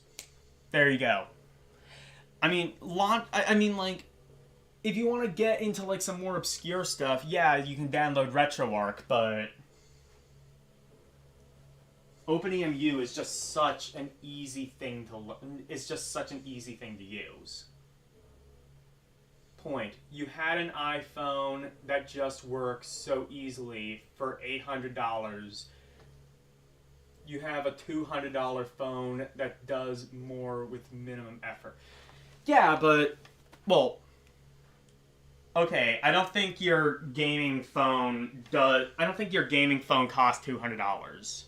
I'm not willing to believe that's true. Android sells phones for $200, but they're, minimum spec'd, and that's fine, There's nothing wrong with that. They're appealing to a different market, but... And, like, even those phones are running, like, a forked version of Android. It's called Android Go. So you can buy a $200 Android phone, but it's going to run like a $200 Android phone. You get what you pay for.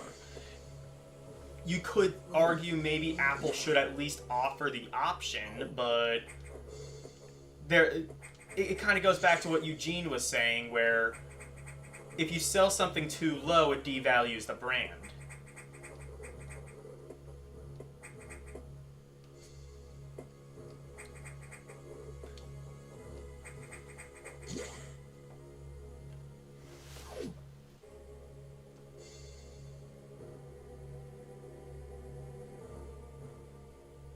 $860, and it's the last gen flagship. Okay.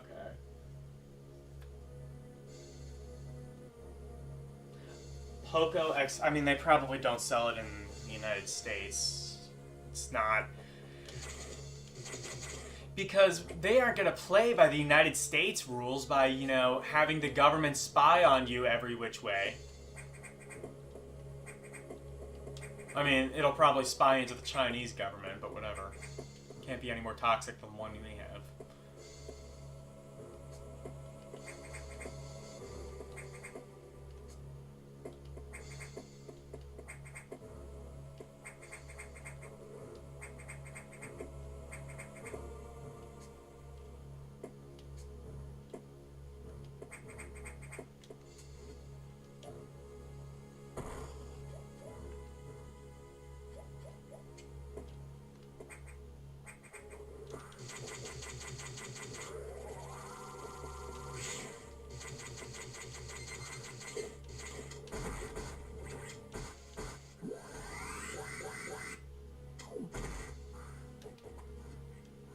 Whoa!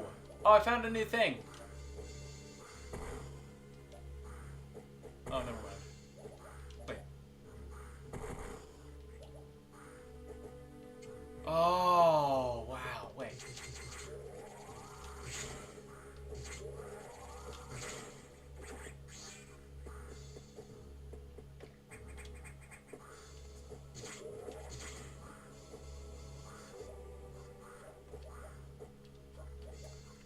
Oh, damn it.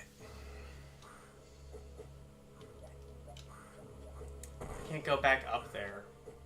I don't think. Oh, wait. No.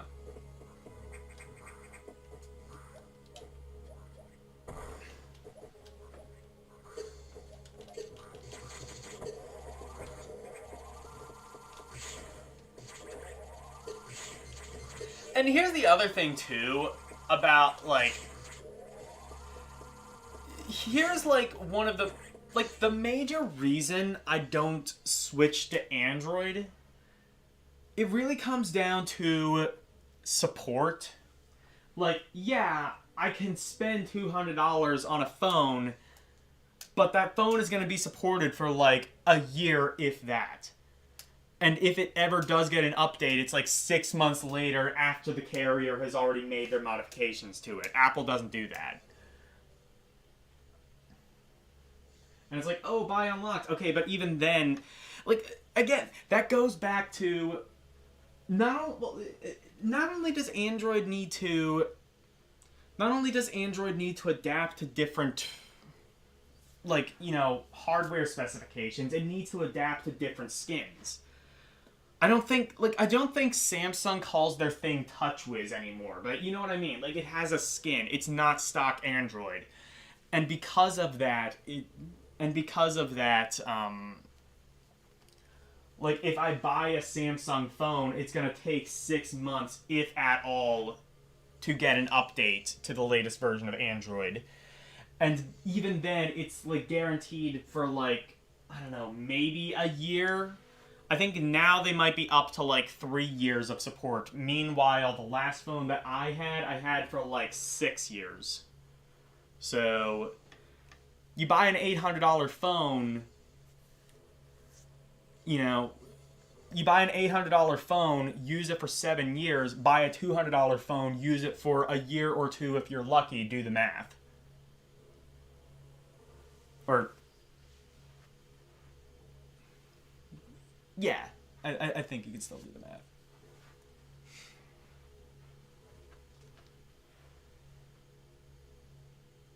While your old iPhone batteries last an hour. I mean, honestly, that's just the nature of lithium technology. And honestly, my iPhone, I've had my phone for, like, almost, like... I don't know what Apple is doing, but, like, I have an iPhone 13. I've had it for, like, a little over a year now. I think a year, maybe a year and a half by this point, and the battery is still fantastic. So, it's definitely not, like, the sharp drop-off that it used to be. It's not, like, Apple is not doing the thing where it's like, oh, the iPhone 4S, 5 years later, it runs like absolute dog shit. You can buy... What is the earliest thing that is being supported? I think it is the iPhone 8, I want to say. That came out in 2017, and it still runs totally fine. You can... basically no stuttering, basically still runs fine. Now, and honestly, it's kind of like, I think that the thing, though, is like 6 or 7 years is about enough time to have a phone and have it basically do what you want it to do until a feature actually comes along worth a damn. Because technology is moving at a rapidly slow pace now. Slower than it has been since the Industrial Revolution, how many years ago? How many hundreds of years ago?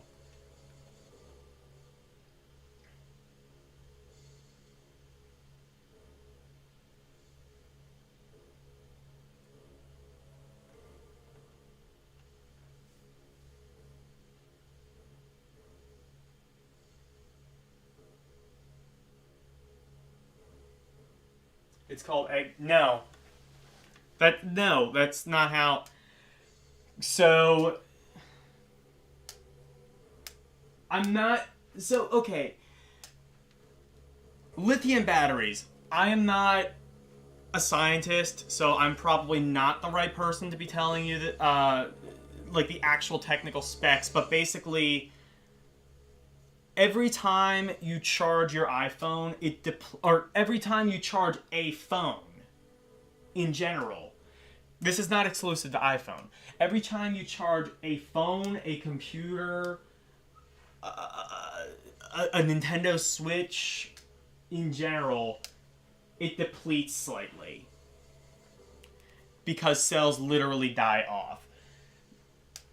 You could argue that there are probably technologies out there, and in fact, I think technically there are. There are technologies out there that isn't an issue, and also there are I think there are technically batteries that. There are batteries, I think, that technically don't need a charge, or they get, like, power through some other ulterior means. And there are and that probably is,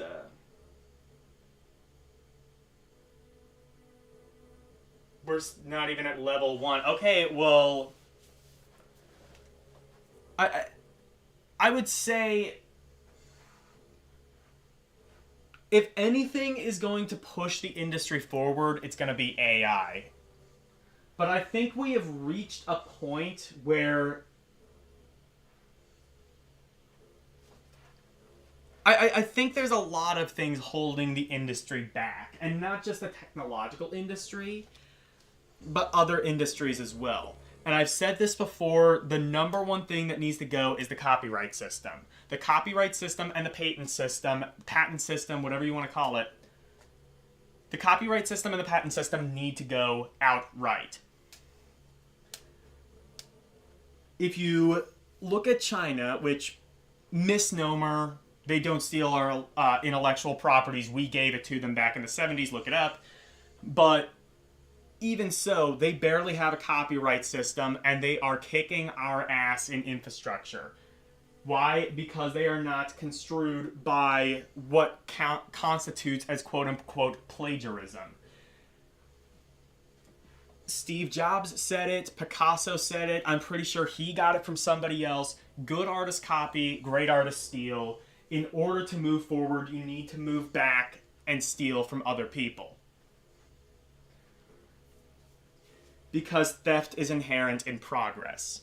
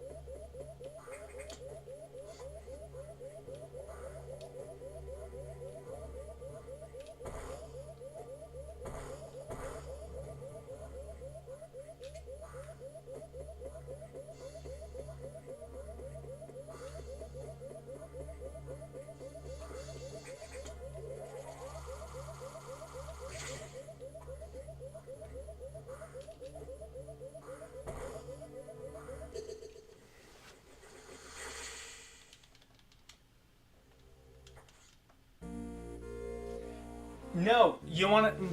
Actually, you want to know the funny thing about it, LCX? It's not capitalism. It's actually the very opposite.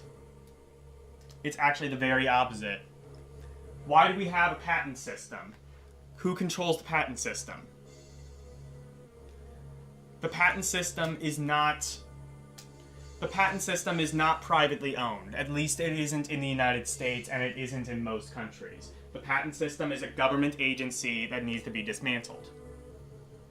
Same with the copyright system. Again, a government agency that needs... The Copyright Office, the Patent Office, government agencies that need to be dismantled.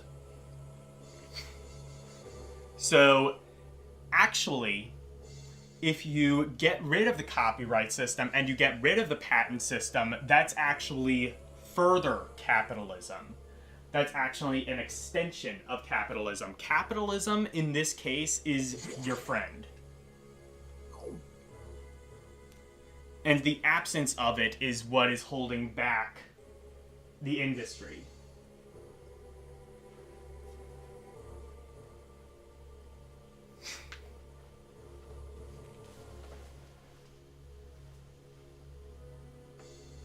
Apple is Apple is the very definition of capitalism. I thought we were still talking about patenting and copywriting. Yeah, Apple is the very definition of capitalism. I think we can all agree on that.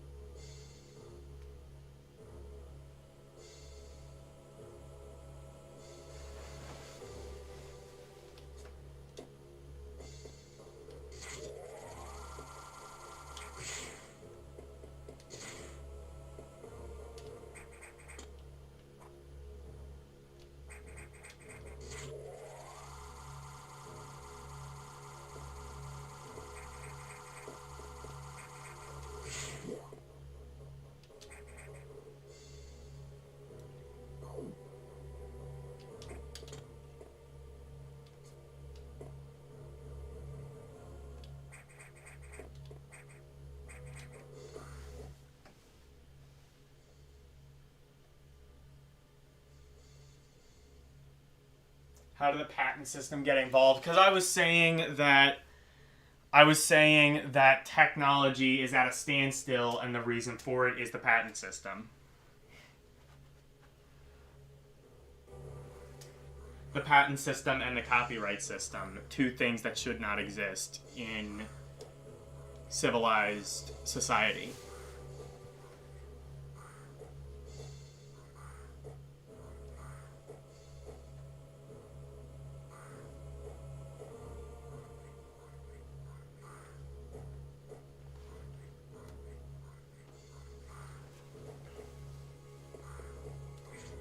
Because again, theft is inherent in progress.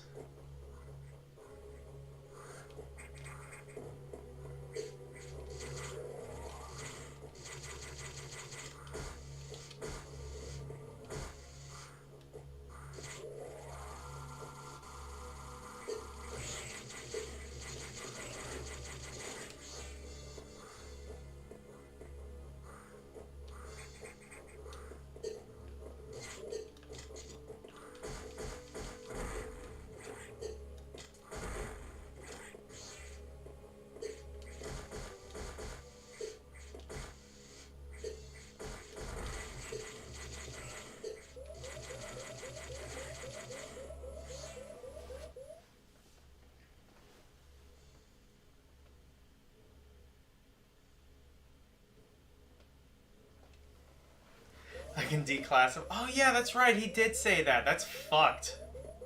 That was great. I can declassify documents with my mind. For the last time, Mr. Trump, no, you can't. For the last time, Mr. Cage, you do not know Kung Fu. Or it wasn't Kate. Who was the Matrix dude? Who everybody makes memes about being a dad now. Keanu Reeves. That's what I was thinking of.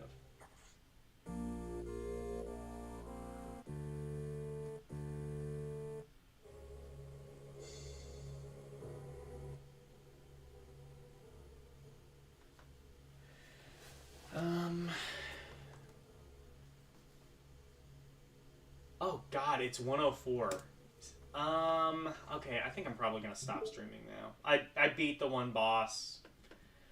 We'll make some progress next time. And we are also officially so late that nobody else is streaming, so we can't raid. Okay.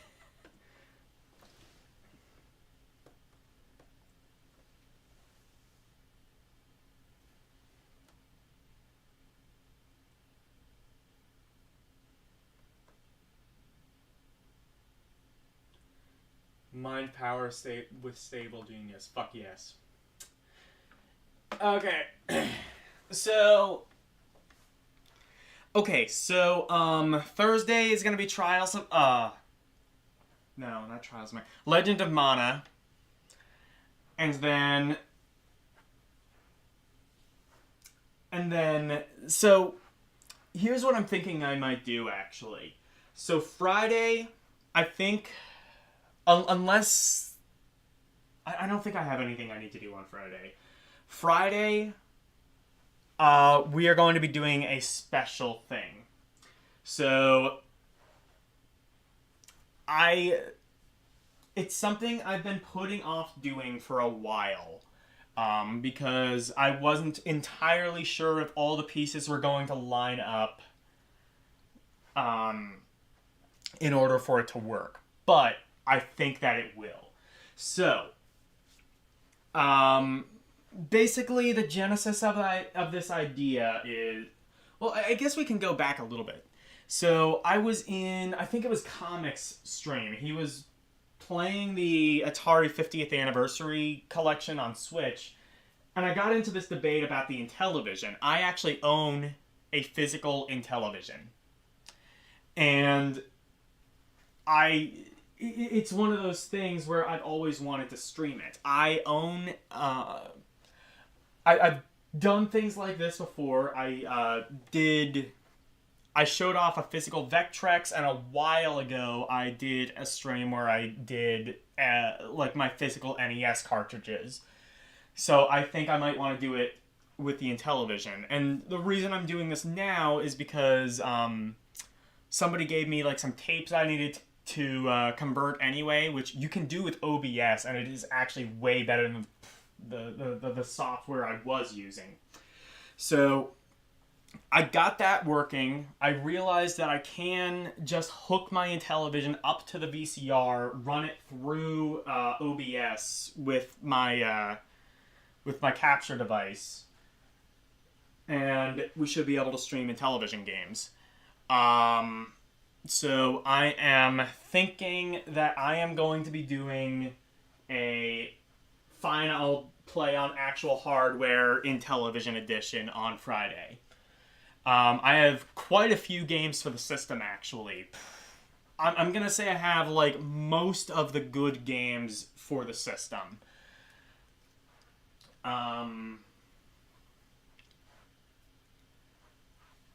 Unfortunately, I do not have... I used to have, actually, an IntelliVoice, but, well, maybe I'll get into why I got rid of it, but it is honestly one of the most short-sighted decisions I think I've ever made. So, unfortunately, there's not going to be any B-17 bomber. But that's what I think I will do on Friday. So, Thursday, Legend of Mana. Friday, most likely, will be Intellivision played on actual hardware. And Saturday is going to be Romparee. It's going to be a regular edition of Romparee. So I have a few requests I still need to honor. Some by Yasuke, some by Karumi. I might still have some from LCX that I need to honor. But I also have some original ideas of things that I want to show off too. Some pretty good games that I think will be pretty interesting to for you to see. So let me just take a last look at the comments.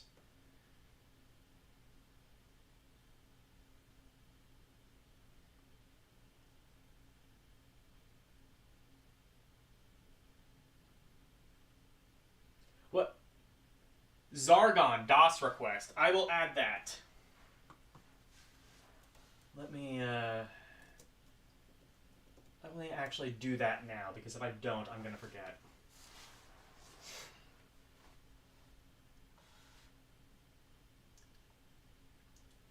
I guess this will also be the time where I get to test how well that DOS front end works with streaming.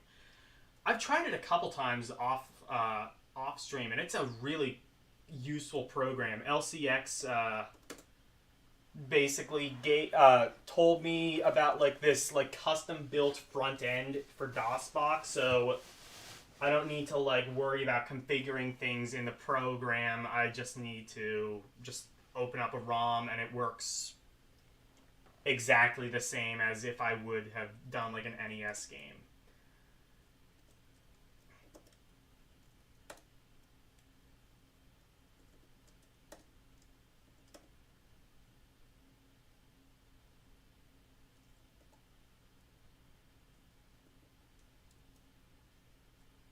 Okay. Yeah, so if you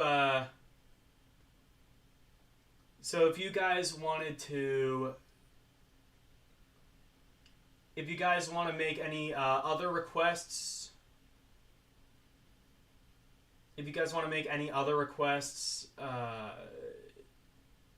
feel free.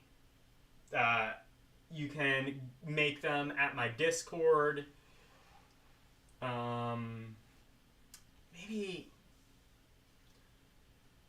I would have linked it, but I think everybody who is willing and interested in following me already has here, so I'm not going to bother with that.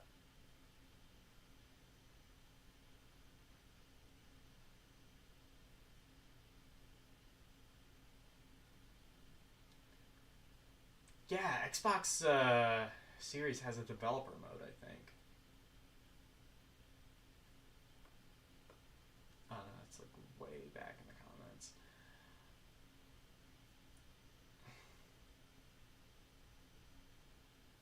Just play the Amico. That came out already, right? Yeah. No, we will play some Amico games. Where with the and live in the studio audience will be the Tommy Tallarico ensemble.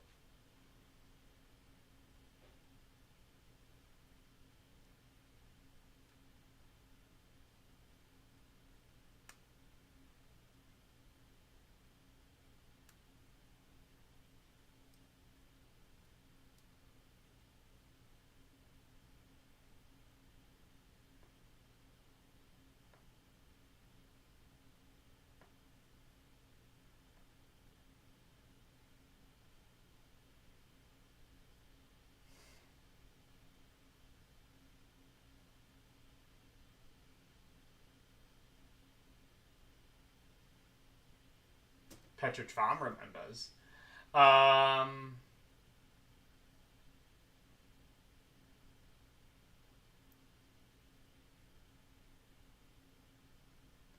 Clipping the video to invite everyone on Saturday's talk time with LCX.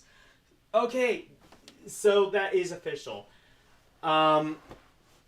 You were I knew you were like planning like something like this for a little while, so Saturday is gonna be that.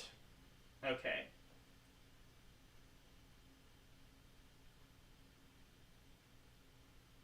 So yeah, everybody on Saturday, probably Saturday morning for most of us.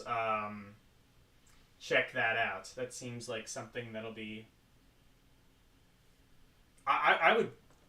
I'm totally gonna check that out personally. That could be kind of interesting. See, like,